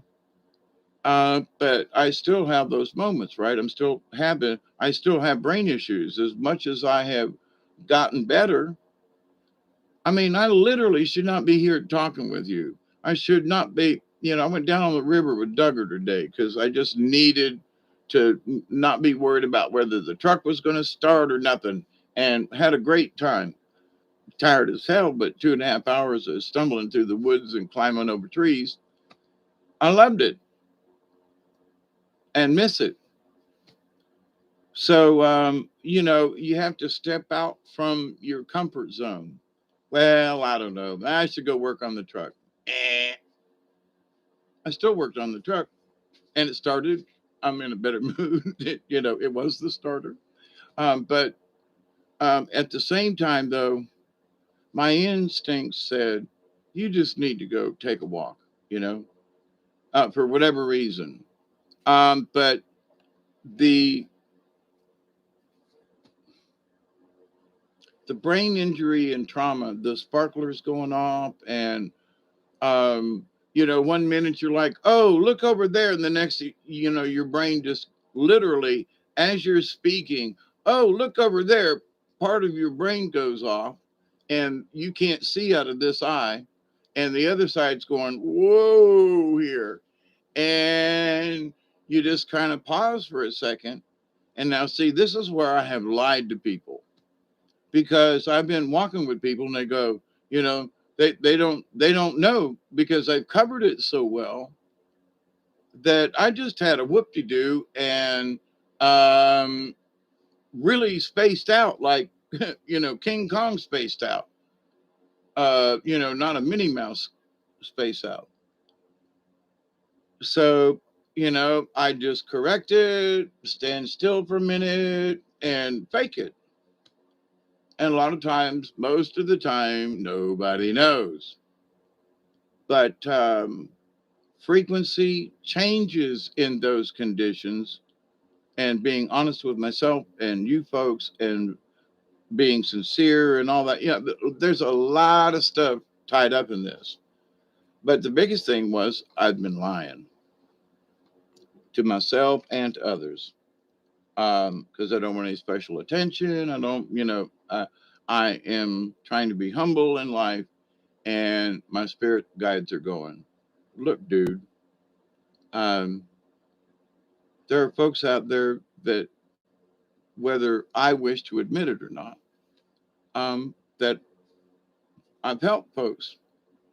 I'm I'm blessed. I'm thankful that I could be of service, but I don't reach out for people to help me in any of my circumstances because I just don't think it's fair. I mean, for me, I'm just like no, because my job is to be here, let's conversation, send prayers out. That's my job. Good, but it doesn't say in my contract that I'm supposed to accept prayers from other folks, or that somebody else is going to be praying for me, or that somebody's um you know you're focused on your part of the job, not any benefits. Now there are some folks who are going like, well, I did all this, and y'all should send me money on my PayPal account or something. I've never asked for anything from y'all. A couple of times maybe send a prayer, but um, to thine own self be true. But there's this give and take. So I send it out without any expectations. And when it does come back, I'm like, wow, um, I don't know how to deal with it. It's really weird. When I feel all bottled up, I take my van for a drive in the countryside.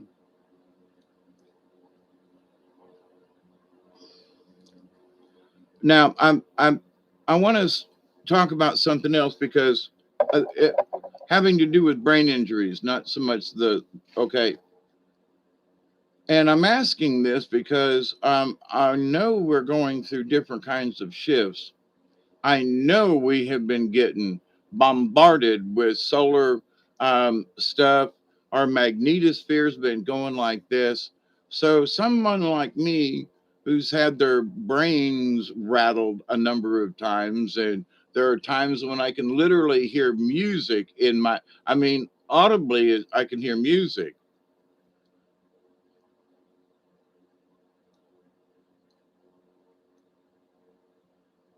ST, I'm hoping that's true.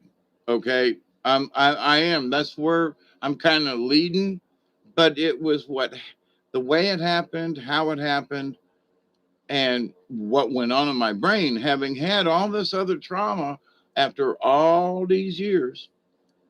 This was totally different, is my point. Okay. So I'm hoping it's energies. That's why I'm bringing this up. Okay. So, but to follow up on this, I have had this ability for years as a draftsman, as an engineer, to be able to picture things in front. So here's the camera right here at the end of my finger.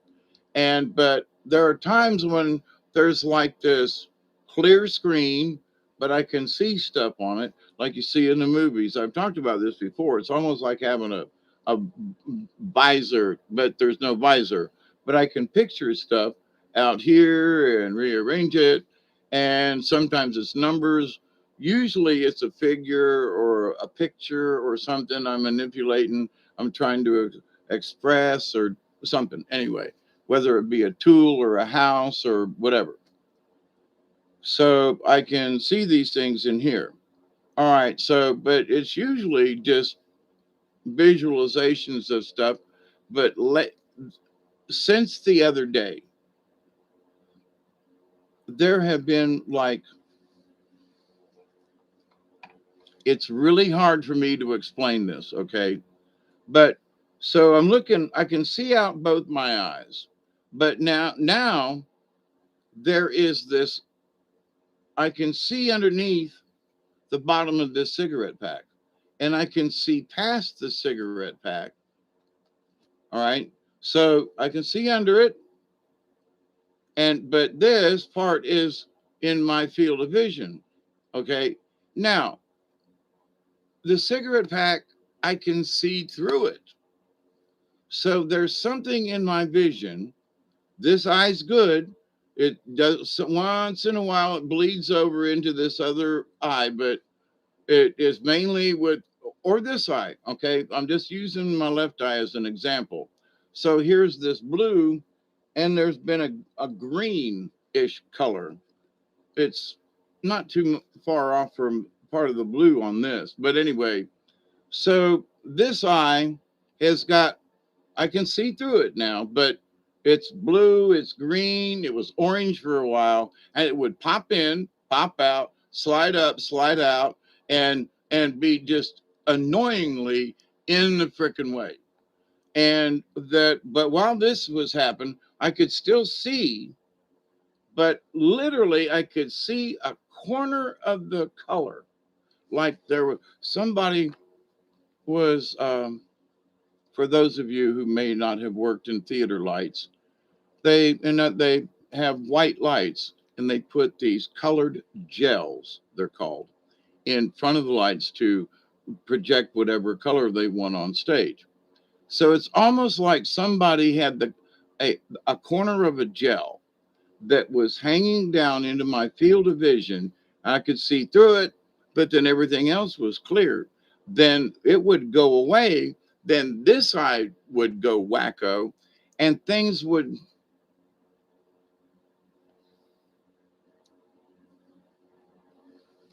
I'm sitting here, and 6 feet away is the window. Okay, something tumultuous, almost like when you see heat rising off the highway, and you can see that looks like smoke, that coming off the hood of a car, right? You can see the heat rising. Well, it's like heat rising, but kind of morphing. It's not just going like this, but it's almost, the word tumultuous comes to mind. So now both eyes at at various times, and sometimes it would like tornado be in this eye and then switch to this side, and then both sides would be like, both eyes would be feeling it, and then it would go away. The walk in the woods today, I just had to see, it be, be it out in the outdoors with, now I'm always outdoors, but like just being down in the woods and being in a different, where I used to go but haven't been, you know, take my mind off of just being in a common spot, like out in the field. Okay, I've been in the field before to walking around, where my brain can just kind of wander off. So by being in a different part of the woods that I haven't been in a while, and having to pick my way through, there were several times I had to just stop and go, I know I'm in the woods. I know there's a tree right over here. I know there's water in front of me. I know that over here is where I want to go. And I would just have to stop and just, like, it was just swimming around. I would look over here and I'd think, okay, I'm looking over here, but I'm still aware of the water over here. And it was like the awareness was just being all jumbled up. So I would just stop and stand still for a minute, and kind of watch everything be weird. And then I'd go, okay, I'd go back to looking to my left, and here's the tree, here's the thing, and I want to go through here. Oh, and there's some brambles over there. I want to stay away from them. And then, but as I would concentrate on not the weirdness, but where I needed to go next, because there are no trails down there anymore. And I'm looking for animal size. Oh my God, the deer down there. Oh, and Miss Sheila, everywhere I went down in different areas, there's some small deer, big deer. Oh my God, everywhere. And I mean recent too. But anyway, so I'm following some of the deer trails and the animal trails and such, but I my confusion, if you will, today as opposed to the way it was a week ago, I couldn't have walked in the woods a week ago because I was having these flashes of color and weirdness and this odd confusion. So from between me and the window, there would be this weirdness going on, and I could see through it like you can see through heat off a hood or off the road, but it messed with everything else. I could see there's a tree or the window behind it or whatever, but the weirdness distracted me because it was like between me and whatever it was I'm looking at. Like, wait a minute, how is this happening? So here's my conjecture, that for whatever reason, with the color, it seems like there's something screwing with my optic nerve, kind of, how I'm bringing in light. I've seen a lot of things out of the corner of my eyes, and where before I would say, well, uh, I'd be tripping, I'd be seeing things over here, but now I'm seeing things like run right across my vision, and go, wait a minute, what the hell was that? So, um, possibly the energies from the sun and the universe and everything are greatly affecting me because I am so susceptible. And I don't necessarily mean I'm so much higher on the spiritual path or all that, but I'm from from all the damn head injuries I've had. Maybe I'm picking this stuff up differently than other people. So I have to be honest, St. A really bad trip, not just a bad trip, a really bad trip. You was sick too, had many blackouts, even, wait, let me put my glasses on. Even speaking, I could not pronounce any words right. My pupils were small. I don't know about my pupils, I couldn't see that far. But me being the orator or orator or blabbermouth or big mouth, loudmouth, that I was like trying to talk to the dog, and I was like, "Meow, how are you?" Whatever. It was like, "Whoops, that ain't coming out right." And no matter how I tried to connect, I was having a lot of difficulty just talking to Duggar, like, "Here, well, you move over, you know." Uh, I think I fed him because he'll let me know if I don't. But so for me, the seeing things that are opaque enough to see through them, but at the same time just jumping in and out. And I mean, feel fine, be funky, feeling good, and then all of a sudden the brain goes, yeah, collapsing, ooh, and it's like, holy crap.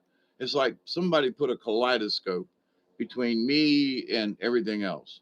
And it's about 2 foot, 18 inches, away. It's not like way over there.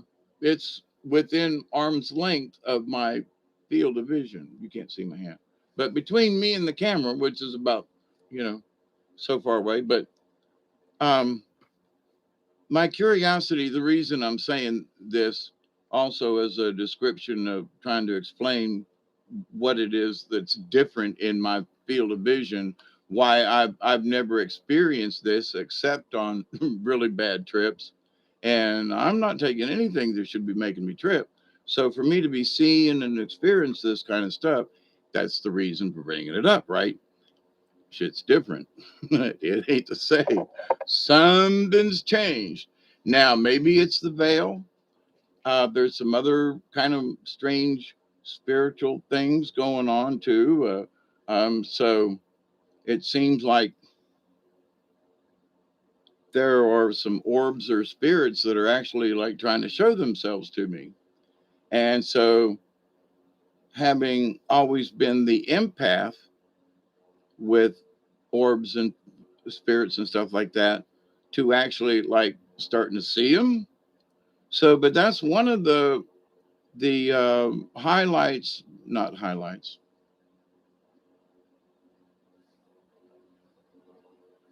um, warnings, whatever, as far as moving into the fourth, is that we will be able to see these beings, critters, and stuff that are in a slightly higher vibration and that, many of us can't see. So I don't know. Um, yep. So but again, like I said, because things have changed so drastically this last 10, almost 2 weeks now, I got to say something in case it is something else because of my conditions. Um, and I can't be selfish and like, well, I don't want anybody to worry. Well, I might need to let somebody worry about me once in a while just to make sure nothing has happened to me. If it is my brain, because I have a lot of pain over this eye, and this is where I got hit with the hammer, and I've had a lot of blunt force trauma right here on the left front of my brain. I mean, it's always throbbing, sometimes more than others. So, people will say, well, look, I never have a day without a headache. I just don't, you know. And I try to stay from any kind of medicines or stuff like that. But There is not a day that goes by that I don't have a headache.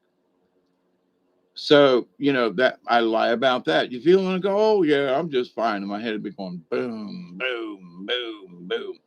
And I just, you know, so there are a lot of things that have been going on that I have not said to anyone or been forthright and upfront about, well, maybe my headaches have increased more or something. Anyway, I receive Hawkeye. Friends also have their guides if yours needs help. Well, thank you, ST. And that's one thing. Um, well, for example, I love you, Ed, if you're still here. Um, you know, for me, I just never would have thought in my world, because all the other things, that Ed's where he's at, having feelings about me and sending me prayers, you know, or you, ST, to where you were having similar things, or and that you may relate them to me. So you're thinking about me somehow, but I'm not aware of that particularly, right? I just know that out there's energy coming my way. It's groovy. I do accept it. I don't try to reject it, but I'm embarrassed when if I feel it coming in, like who's praying for me kind of thing. Well, thank you, and but it's just me, right? And I have to learn to do better, and I am, right, because I'm talking about it now. But I'm also talking about it because is this the change in the veil? Is this the because guess what? This is the 13th. And, ET said by the 15th, the wave was going to come through, and we're still waiting, right? But I got to say, with all the electro stuff that's been coming out of the sun, whether ET's involved or not, we've been getting hit with a lot of solar radiation, which affects the planet, which affects the it affects the magnetism of the whole planet. It's got to affect me and you. So, and because of my conditions, I feel like I am more susceptible. Not that I don't feel special. I just feel more susceptible to changes because I always have been to certain things because of my head bangs, not because I'm more spiritually better than somebody. I want to make that perfectly clear. But there are those folks who would want to use it for their own kind of grand, visions of grandeur or whatever. Oh, we got 2 minutes. Ooh, okay, 2 minutes. Oh my God, it's 3:18. Well, I thank you all. I do. And but here's the difference. So as far as receiving, Esty, when I ask for I'm just to the universe, you know, help me if you can. I'm feeling down, and I do appreciate you being round. Help me get my feet back on the ground. Oh, won't you please, please, please, please? When I was younger, so much younger than today, I never felt help from any way. And now that I'm older, I'm not so self assured. Now I find I changed my mind. I've opened up the door. Help me if you can, I'm feeling down. And I do appreciate you being round.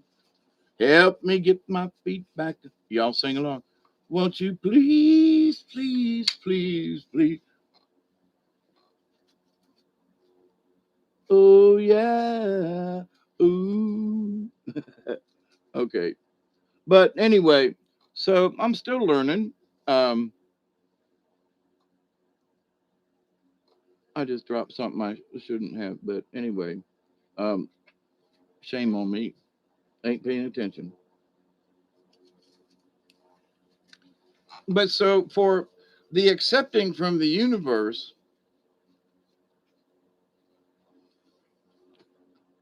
is just from the universe. But then when I find out later on, well, somebody else is like, well, I was sending you prayers that day because I just had this feeling. What? You know, because what you talking about, Willis? Wait, what? Well, yeah, I just, like Ed talking about it. Well, I just felt like, you was at what? You too, ST. What? There are folks out there that are feeling like Hawkeye might have had a bad day. What? So I feel connected to you, but I didn't know you were feeling connected to me. That sounds odd, but there's this other part of it, right? I can't explain it. So it's great. I love it.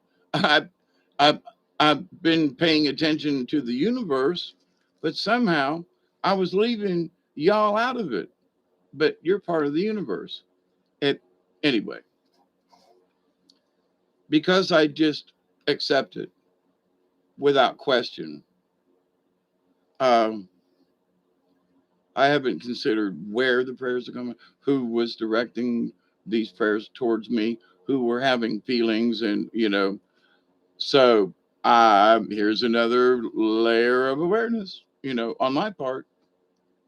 But in my conversations for the last long, many years now, I've told my spirit guides, I want to be humble. I don't want to be the know it all, but I know what I know and I got to share it. But I still have to be humble with this. I can't be the person who, like, you better listen to me or you're going to hell. Electric Universe. Yep. Let's see. Somebody,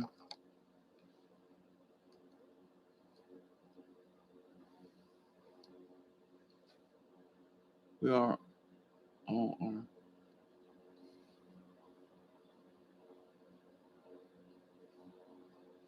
Yeah, I agree, ST. But for me, I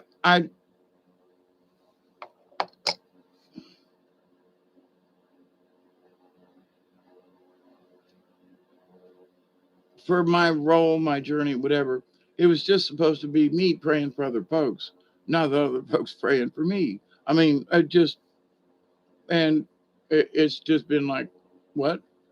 I'm amazed. I am flattered. I put my head down and go, I can't believe you folks are praying for. Thank you, but I'm humbled, embarrassed. I mean, it is because it was only supposed to go out, you know, and I don't have a problem with it.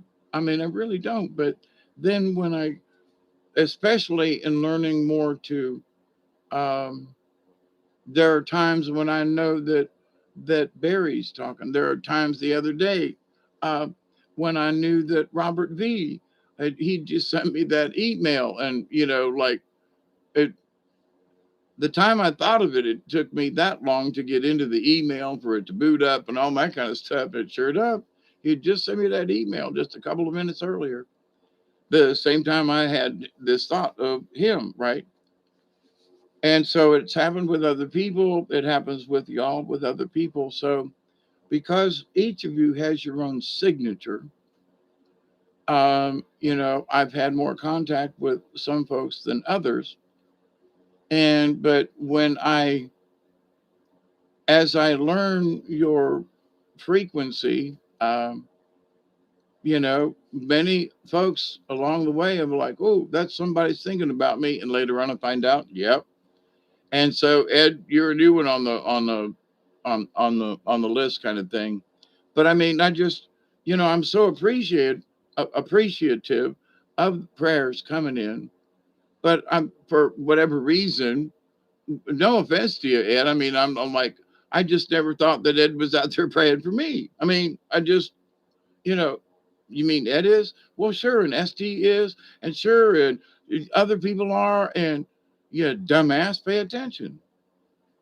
Well, but for me, but I didn't ask the universe or ask y'all to. I've never asked you, maybe once or twice, and something to pray for me.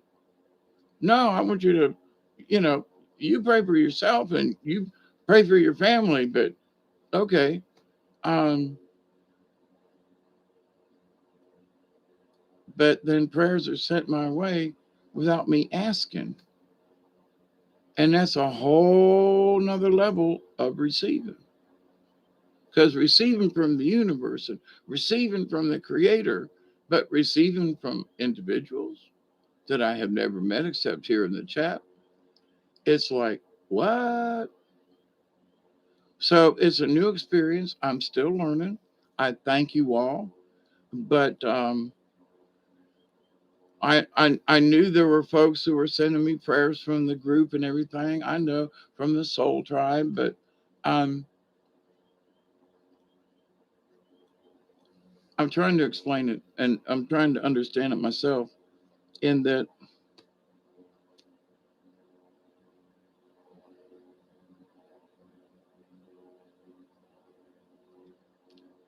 quite frankly, quite simply, I just never thought I was worth praying for.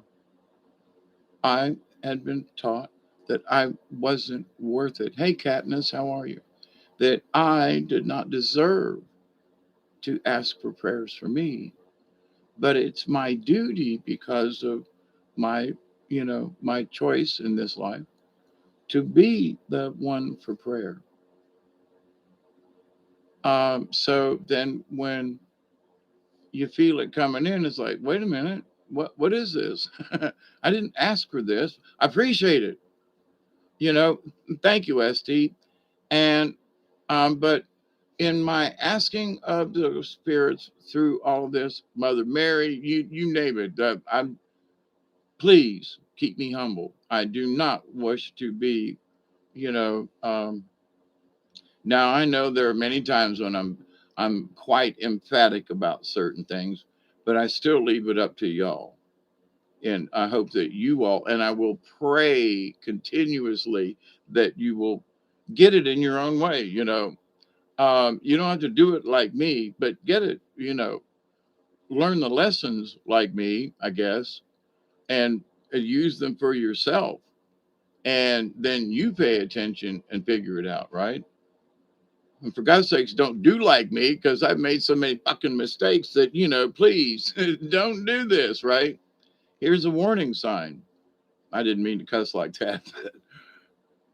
Thank you, Katniss. See, that's just it. Um, I just like it's a blanket acceptance. I just accept it. But then when y'all tell me point blank, like it's like holy crap. I know you love me. I love you all, but it is somehow it's different. I thank you. I appreciate it. I'm at a loss for words and trying to explain what I mean by this. I'm stumbling all over it, right? That's how it affects me. Thank you.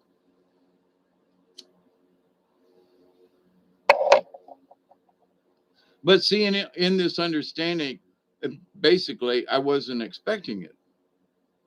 Y'all do it because you want to. I do it because I want to, and also as part of my journey and so forth. It's my job. It's all good, right? It's not like I have to. I got my ass kicked years ago. Between the spirit guides and Mother Mary and them coming and showing up at my house saying, we're gonna kick your ass from here to eternity if you don't pay attention. And see, I relate to that, and I look at that spot over there in where they lined up here in the room, and I knew the gig was up, right? But the feeling of, will you please trust us? I'm seeing purple at the moment.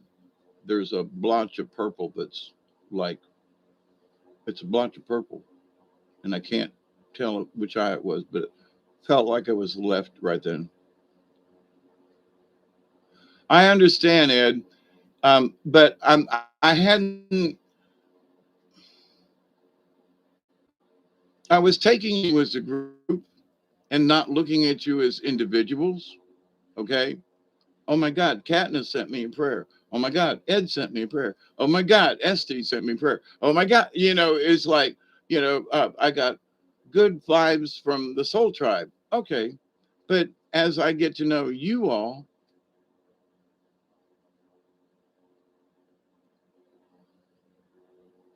yeah, he knows Esty.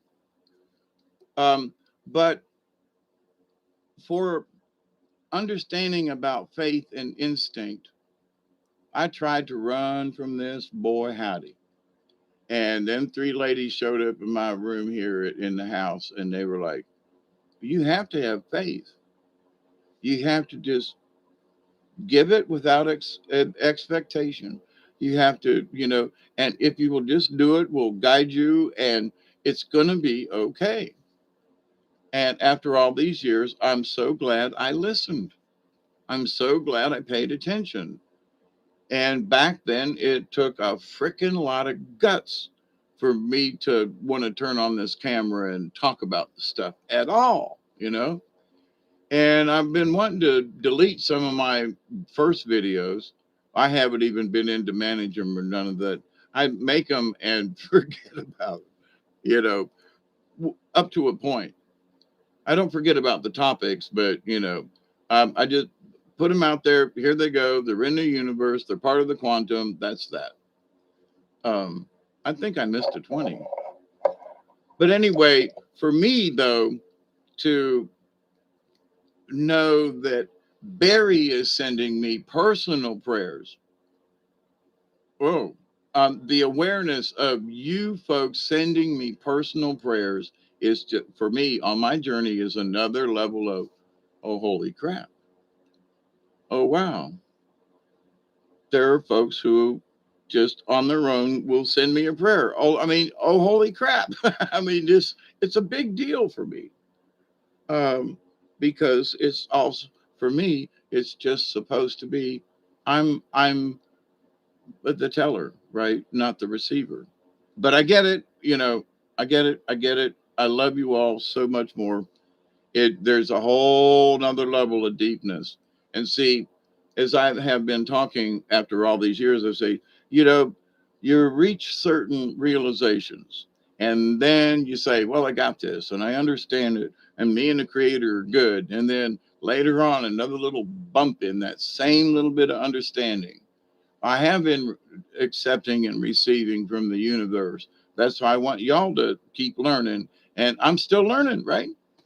And that, oh my, and it humbles me to no end. But I'm so proud to know you. You know what I mean? It's good to know you, my friends.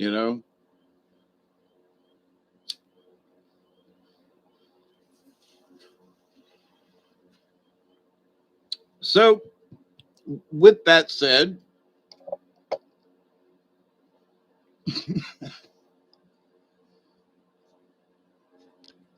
I will prostrate myself and send out extra prayers for this new level of understanding.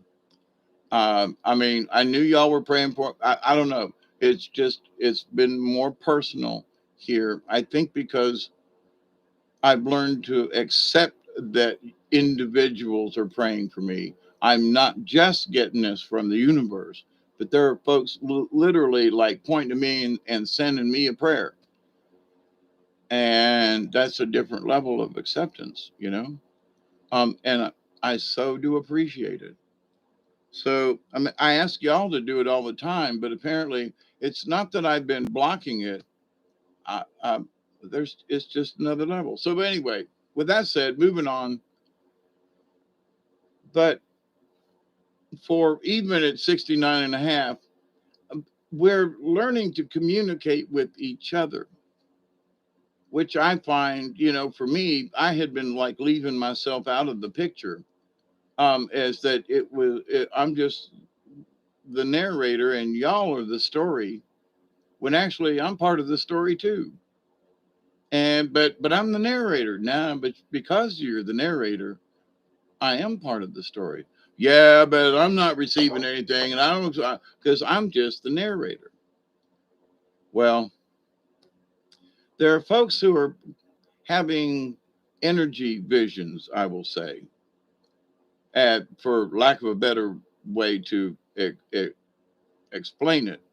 Now, so the color shifts, like I just seen a blotch of purple over here, a little bit ago. There's been greens and oranges and odd corners and weird. So, but if other people are having similar kind of stuff, now, for example, maybe the color shifts I'm seeing is a result because if the atmosphere, if the aurora borealis, if we can see those kinds of things in our atmosphere, it's got to be messing with us at some point, right? So, um, I'm hoping it's all for the good. But in learning about this and being more honest, um,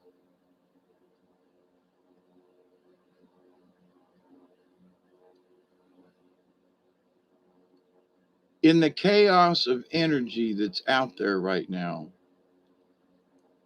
there are more people I see and feel who are starting to get a grip on where they're headed. Like, I have decided that I'm not just this idea with the shots or whatever. I just ain't going there no more. I'm not going to pester anybody. It's just, and a lot of people are just doing that without arguing or pestering or nothing. They have made up their own personal choice to just, not let it bother them anymore. To not, they're going to quit talking about it. They're just, but they ain't going to be led around by the nose. So wonderful.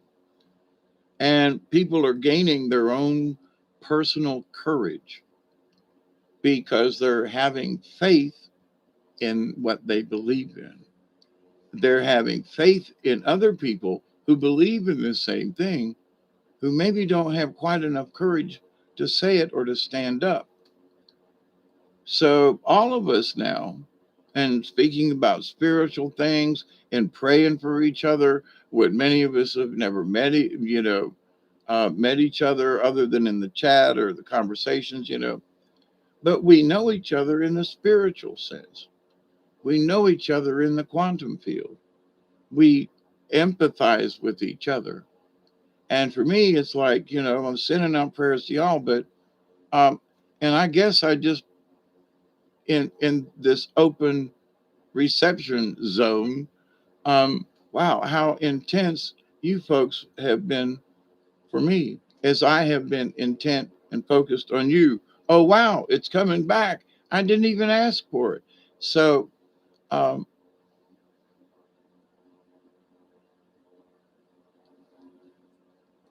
but for those of you who know me and for those who might pop in at this, um, I can't stress enough that if that which you have been shown in your life, that which your instincts and your spirit guide or whatever your personality, whatever it is that leads you in the direction that you go in, if it's a good one, then just have faith and believe. I can't stress that enough.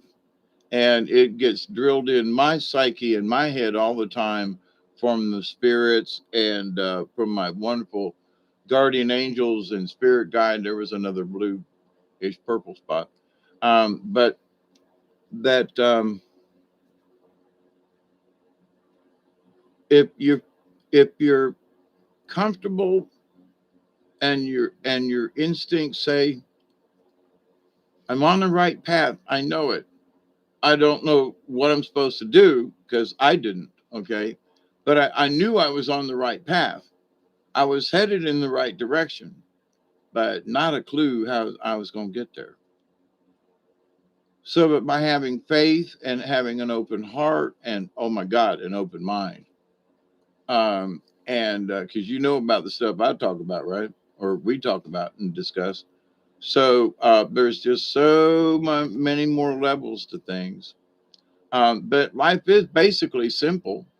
Um, but when you add all the people that you know, when you add all the praying and all the good energy and all the other stuff, wow, ain't it great? regardless of how good or bad life is to us. Ain't it great? It's an experience. This thing about my starter, and and not following my instincts. Oh, I'm sitting here, that's why I just wanted to hang out and get stoned.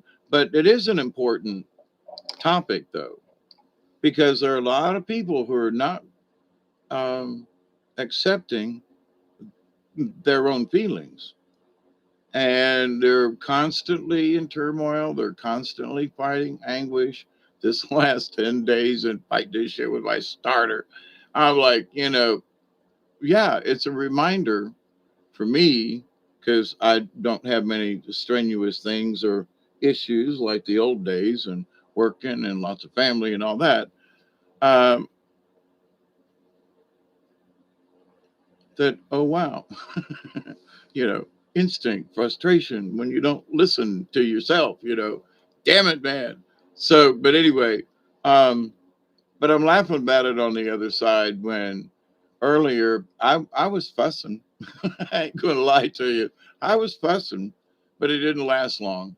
And for me, having been pissed off all my life and angry and having anger issues and so forth, to have only been pissed off for less than 5 minutes, maybe like three, that's a feather in my personal cap, you know. And I'll brag about it a little bit because I used to be an angry person very much and vocal about it.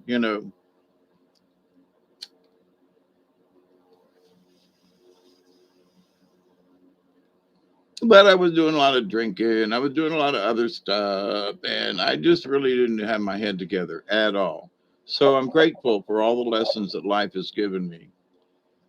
And I will continue to pray for all y'all, Ed and Esty and Katniss and Sheila, all y'all, you know, and folks who I don't know your names. It doesn't matter.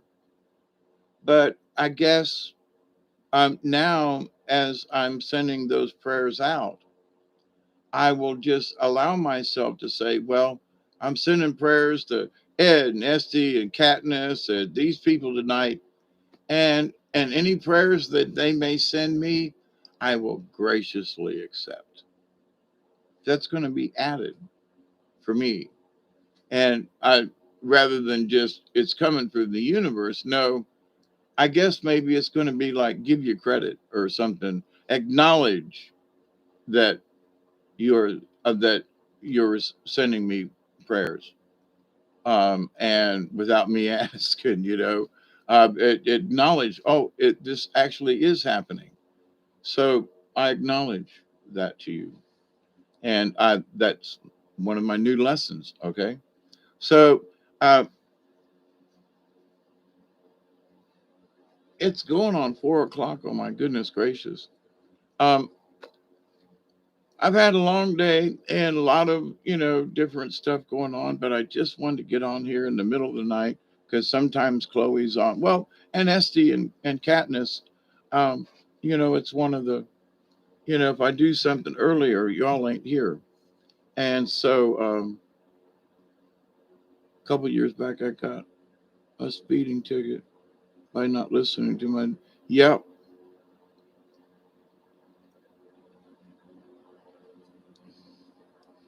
I spent a year in jail and 4 years in on probation, and paid a lot of fine and so forth. Uh, when I got busted in Tampa, and me and my buddy at the same time, we were like, man, we should have followed our instincts. We even looked at each other at the same moment and went, man, we should not turn. We should just keep going. We should just keep heading north, and we didn't. And he spent 9 years on probation and a bunch of stuff. He really, and I spent a year in jail and 4 years on probation and all that. But buddy, let me tell you. And then there was an instinct when we were coming home with a pound of weed in the back of the truck, and my instinct said, turn left. and haul ass through the back the back parts of Colquitt County, and we avoided a humongous. They'd been following us all the way from Douglas, Georgia, all the way down, and you know, I saw the signs, and but I followed my instincts and got the dickens out of there. So it has been good and bad in the instincts area. But the times that I really was like, I've gotten myself out of some, I have stayed out of some big time jail and problems, and holy crap. So when I talk about follow your instincts, it ain't just in little, you know,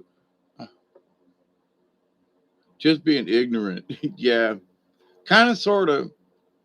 Um, but there are little things like, the little, my spirit was testing me the other day with, like, with the working under the truck, and I had my Mountain Dew drink over there, and I went to put it down, and I was like, no, not there, and I moved it over, and it was like, nah, that, let me move it down a little further. Then I had convinced myself, because I heard the spirit tell me, don't put it there, you're going to knock it over, that I had done good, when actually I had moved it far enough and I knocked it over anyway.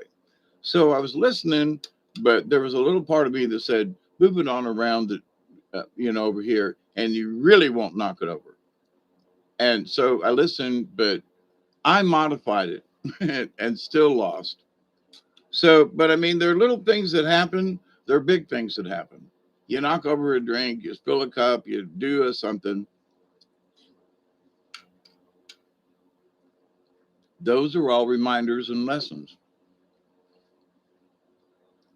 That's part of our continuous training that keeps us paying attention.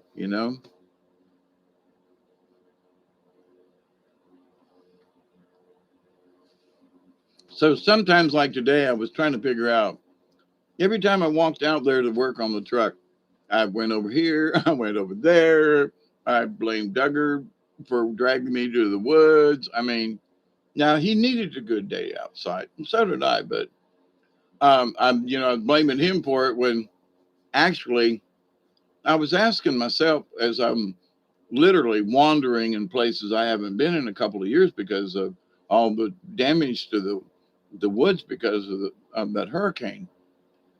And I'm just like, I've had enough. I went back.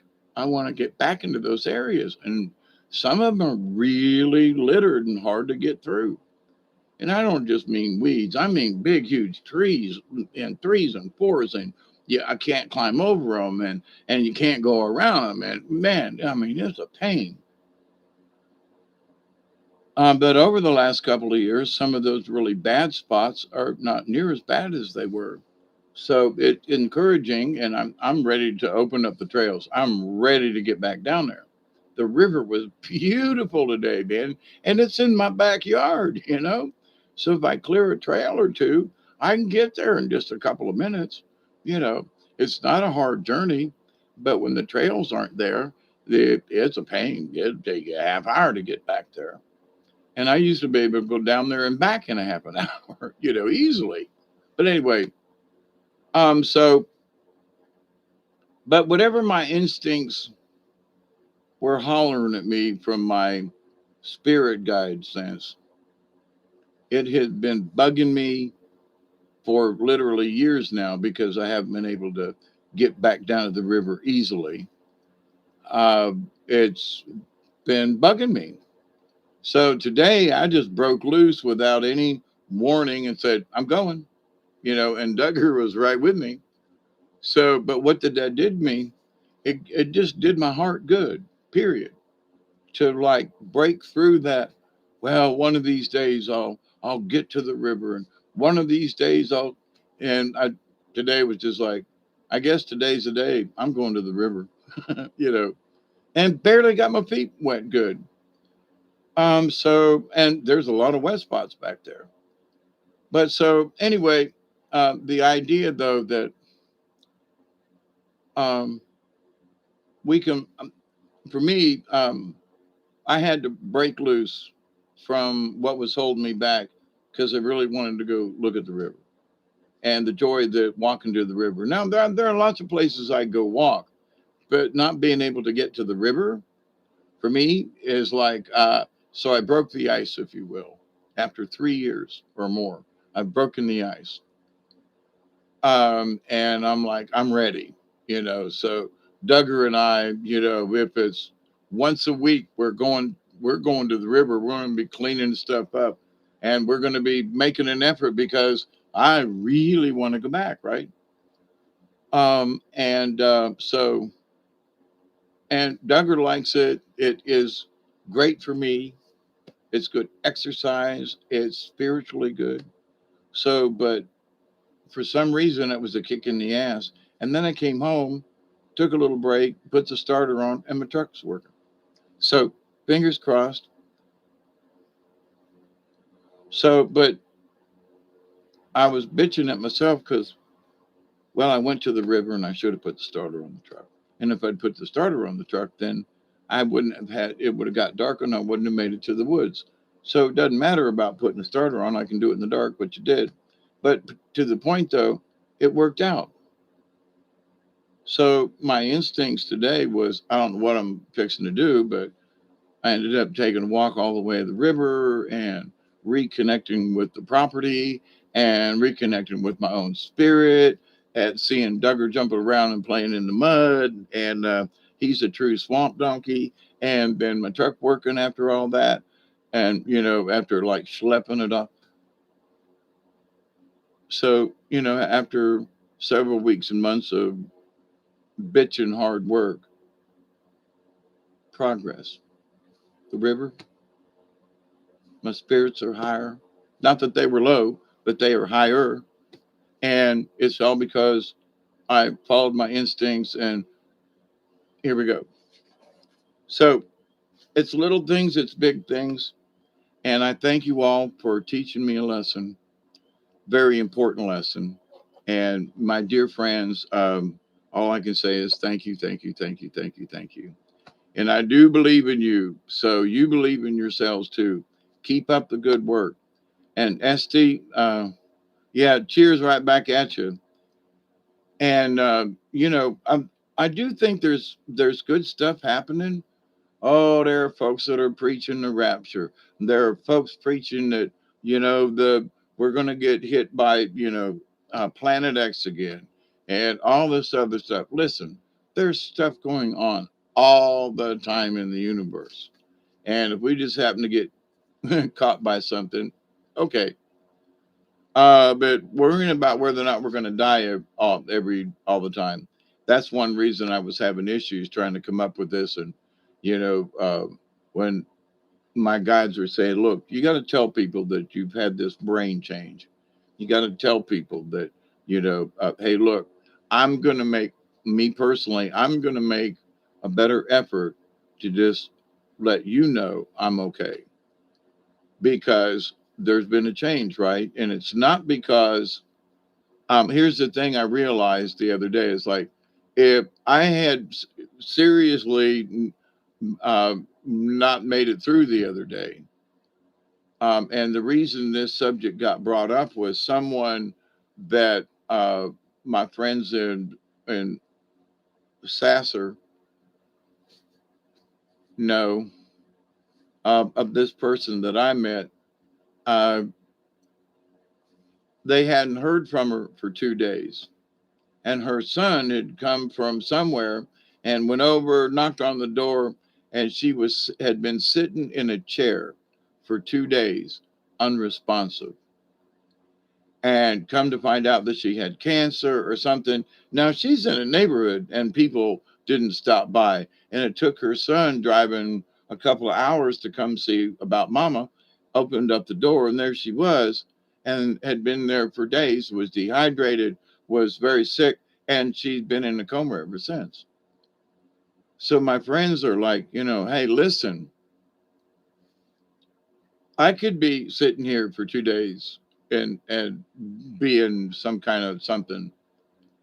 And how would I feel if somebody walked in and I was like dead or in really in a bad shape? What would I do? I would be embarrassed for them. So I'm thinking about here's this lady who had friends and neighbors and stuff around, and how they didn't, nobody knew that she was, in literally in a coma in a chair for 2 days, and she hasn't woke up since. And I mean, this has just been in the last week. So me bringing this up to other folks, and they're going, "Wait a minute now. Well, you ain't gonna just do this to us because if we gotta drive down there because we ain't heard from you." So I'm like, "Well, I don't want to bother you, but here's the thing: there are a bunch of us who really feel badly because this is a wonderful lady. She was like, come sing. She said, you have long hair like Willie Nelson, and she goes, can you sing like Willie Nelson? And I broke out into a little something, a little Willie. And she was like, "Oh my goodness, hey, I'll braid your hair. You come sing to me anytime." You know, and now she's in a coma and could very well, pass away soon. And a delightful person, and because she didn't call anybody, nobody checked on her. I don't want to be that way.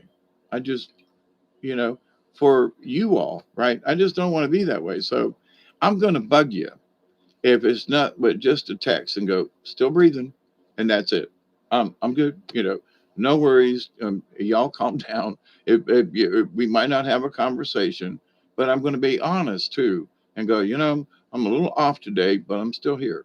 So I'm going to let you know that today might not be my best day. It's a little off, but I'm still here. So I got it under control. But then if you don't hear from me, well, then maybe call or something, or maybe doesn't mean I'm dead or in a coma, but I might be passed out. But it gives me something versus worrying about bugging somebody. I realize though that my dear friends, nobody told me that my dear friend Marcia, who passed away a year ago, her birthday is tomorrow, not the 13th, but the 14th. And I miss her, I miss us hanging out, but nobody called me. Nobody called me. Nobody called me that she had passed away. Nobody. And a noter for, I've lived here on the property for 40 years and I've known her longer than that. Nobody called me to tell me she was dead. Nobody. And I tried to find out. Nobody told me. So I'm like, and I'm her friend. Now, whatever they planned or whatever, but they didn't include me. Now, my feelings are hurt after a year still, and that I would, I, one of you would be pissed at me if they didn't, if somebody hadn't let you know, kind of thing. I mean, like when Brian passed away, I didn't know for a couple of days, right? And then when, it hit me hard. So, I want to be better at it. We all got to die. We're all going to pass away at some point. But I never had this many people care for me before, and it would be rude of me to not check in. You know what I mean? It would be rude of me at, for your friendship to not acknowledge. So my promise is to do better. We need a trail from your house to mine, and also one straight behind. Oh God, the places down there that I miss Sheila as far as the trails, absolutely. I'm seriously looking. Went down the old road bed right behind the houses and everything, and I really want to open up a spot down there to the property line, and just make it easier to get through. But yeah, trails to the back of your place. Yeah, I used to have one that goes to where the old road bed was and where the bridges blowed out behind your house back there. I used to have a trail that went back in through there in the day, and I was down there the other day, me and Duggar, and it's not as bad as it was, fortunately. So a little bit of chainsaw work and a little bit of this and that, and it wouldn't take much at all to uh, open it up where I thought it was a lot more dense. But yeah, so trails it is absolutely, you know. But anyway, so there are some people who are a bother all the time, and there are some people who just, aren't at all. And it is a continuous lesson for me in that, for example, I would had a really bad time, had a severe auto accident, was in you know mostly asleep for 2 weeks, and then they threw me out of the hospital. My parents would not sign for me. My grandmother had to. My dear sweet granny, I always talk about. And then within a few days of being out of the hospital, and I mean, I had busted the windshield. I didn't go through it, but I hit it, and I bent the steering wheel in half when I hit it with my chest. We were struck from behind, and so my head concussion was really bad. I had just been in the hospital. My parents showed up and refused to sign me into the hospital because I was not quite 21. And their other friends had to drive all the way out to Zephyr Hills, get my grandmother and bring her into town and have her sign me into the hospital because my parents wouldn't do it. Okay. So there's that. 11 hours I laid on a gurney in the without any treatment after having been in a severe auto accident that was not my fault. And then 2.5 weeks in the hospital with the concussion. I mean, I was messed up. So I get out. I'm trying to go back to work. So 3 days back on the job, and I'm having issues. Nobody, was paying attention. We had some wine. They had me on Valium and something else, and my brain went nuts. And I went down in the middle of the night and tried to hang myself from the the basketball court downstairs from the apartments. And then, I mean, I was whacked out. So then the folks I was living with at the time tied me up to keep me from harming myself. But they tied me up in such a way that to this day, if you if I am bound too tightly or in a tight situation, I will freak the fuck out. And so then from that, so I've got literally rope burns around my neck, okay, um, because I was bouncing, okay. Uh, didn't put a lot of thought into it. Okay. I'm like 18 years old, 19 years old. Had not put a lot of thought into this. I've got a severe brain um, a concussion and contusions, and can't walk and talk straight. I mean, I'm having issues. And then I tried this suicide thing, and then this other thing. Then I run through the woods and end up at the hospital. There's my neurologist. I mean, a lot of strange events. So then they like want to put me in the loony bin, right? So they take me home. What does my mother say? Oh, you just wanted some attention. So you tried to hang yourself. Ha ha ha ha. What? I mean, I it wasn't about attention. I was having issues. I had just purchased this vehicle. It was the same day I bought this truck, and now it's totaled. My vehicle's gone, my check's gone. I'm in the hospital. I've lost all this, and and then my quote my mother. That's why you don't hear me talk about Bessie much. because she's like, oh, you just did that for attention. No, I really wanted to fucking die. You don't get it. I lost my truck. I lost my this. I lost my that. I almost lost my job. I'm almost lost my friends. What the heck? And you think it's because of attention? Excuse me. But that's why one of the reasons why I've never felt worthy of someone else's whatever, right? Prayers or good wishes, whatever. So I ain't bitching, but this is my background. We're coming up on a 20, and then I'm gonna call it quits. I didn't think I was gonna be here this long. Um, but anyway, and I'm not, looking for a sympathy or whatever, but this was my reality, is my point.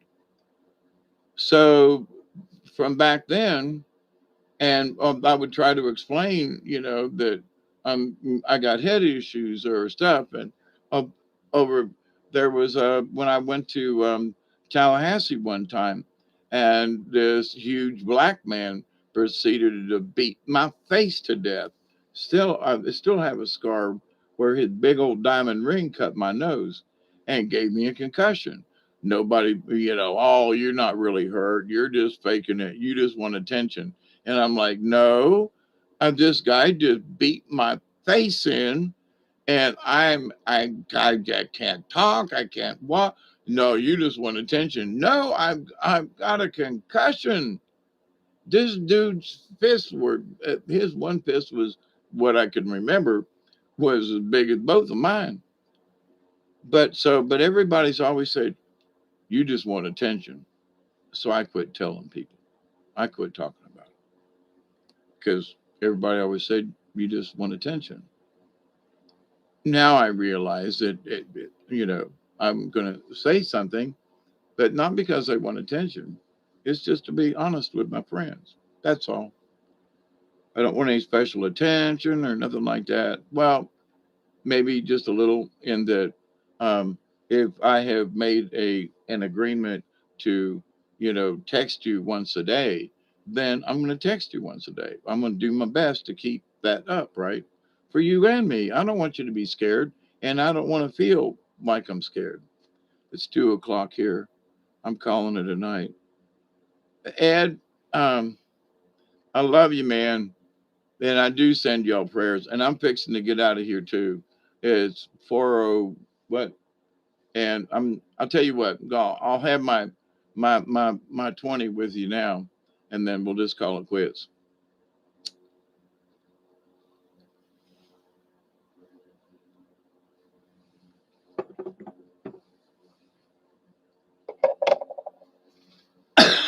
And Ed, thank you for the realization.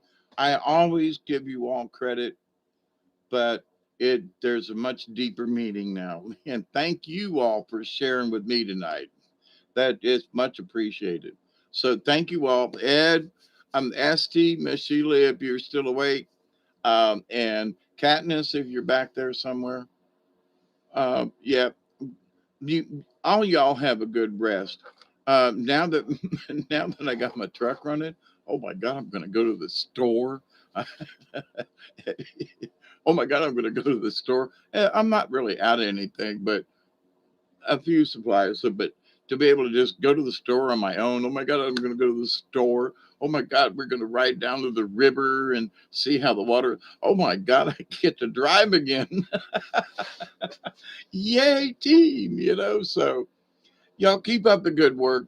And, may the blessings from the universe, continue your way. And even though sometimes it just, I didn't think I was ever going to get my truck to run again, but it started, it ran. Oh my God, there's hope in the world, So keep the faith. And, for what it is, there are folks that have my phone number or whatever. I'm in the phone book down here in Georgia.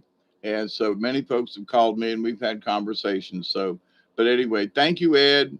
And thank you, Esty and Katniss and Sheila and everybody. I really do appreciate you. And I get, for some reason, I guess I hadn't paid as much attention, is that y'all appreciate me too. Because see, that's sort of the ego kicking in. And it was like, I don't want to go there, but I have not acknowledged it in any way. And, it's another lesson. So thank you. So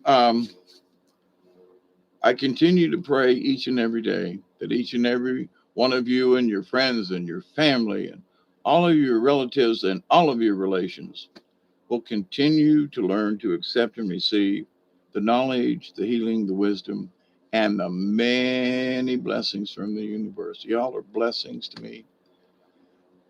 Every day, me and Duggar go outside and go for our walk in the woods. We continue to pray that each and every day, that each and every one of you will continue to learn how to accept and receive the knowledge, the healing, the wisdom, and the many blessings from the universe. And in that law of three, which is very important to you and me, I continue to pray that each and every one of you will continue to learn how to accept and receive the knowledge, the healing, the wisdom, and the many, many blessings from the universe. And that you will continue to reject the chaos that's in your lives. And so many people are doing so much better. I'm so proud of humanity. There is a chance. I'm just so proud. So keep up the good thoughts, keep up the good words, even though it looks like a crappy day. We'll get through it one way or the other. So um, keep up the good work, everybody. Um, cheers and TTFN. We love y'all. And I promise, especially now that the truck issue is more off my, you know, here's hoping it runs. But I'm going to do a card reading soon. I've promised and promised and haven't, but it's on my agenda. So, TTFN, my friends, for now. Bob, thank you for a good, stable show. 2 hours and 41 minutes, 2:42. We love you. Um, happy 20. It's almost 4:20 here in South Georgia.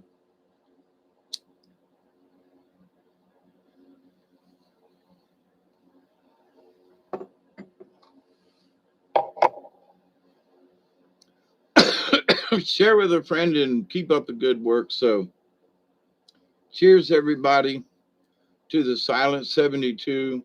Keep up the good work. And learn to stay connected. Learn to stay connected. Not, you can learn to get connected to your spirit guide. But as I'm still learning, learn to stay connected with your spirit guide, with your instinct. There's always places in your life to practice. So keep up the good work, and we'll see you next time, okay? And everybody, adios till next time. Sweet.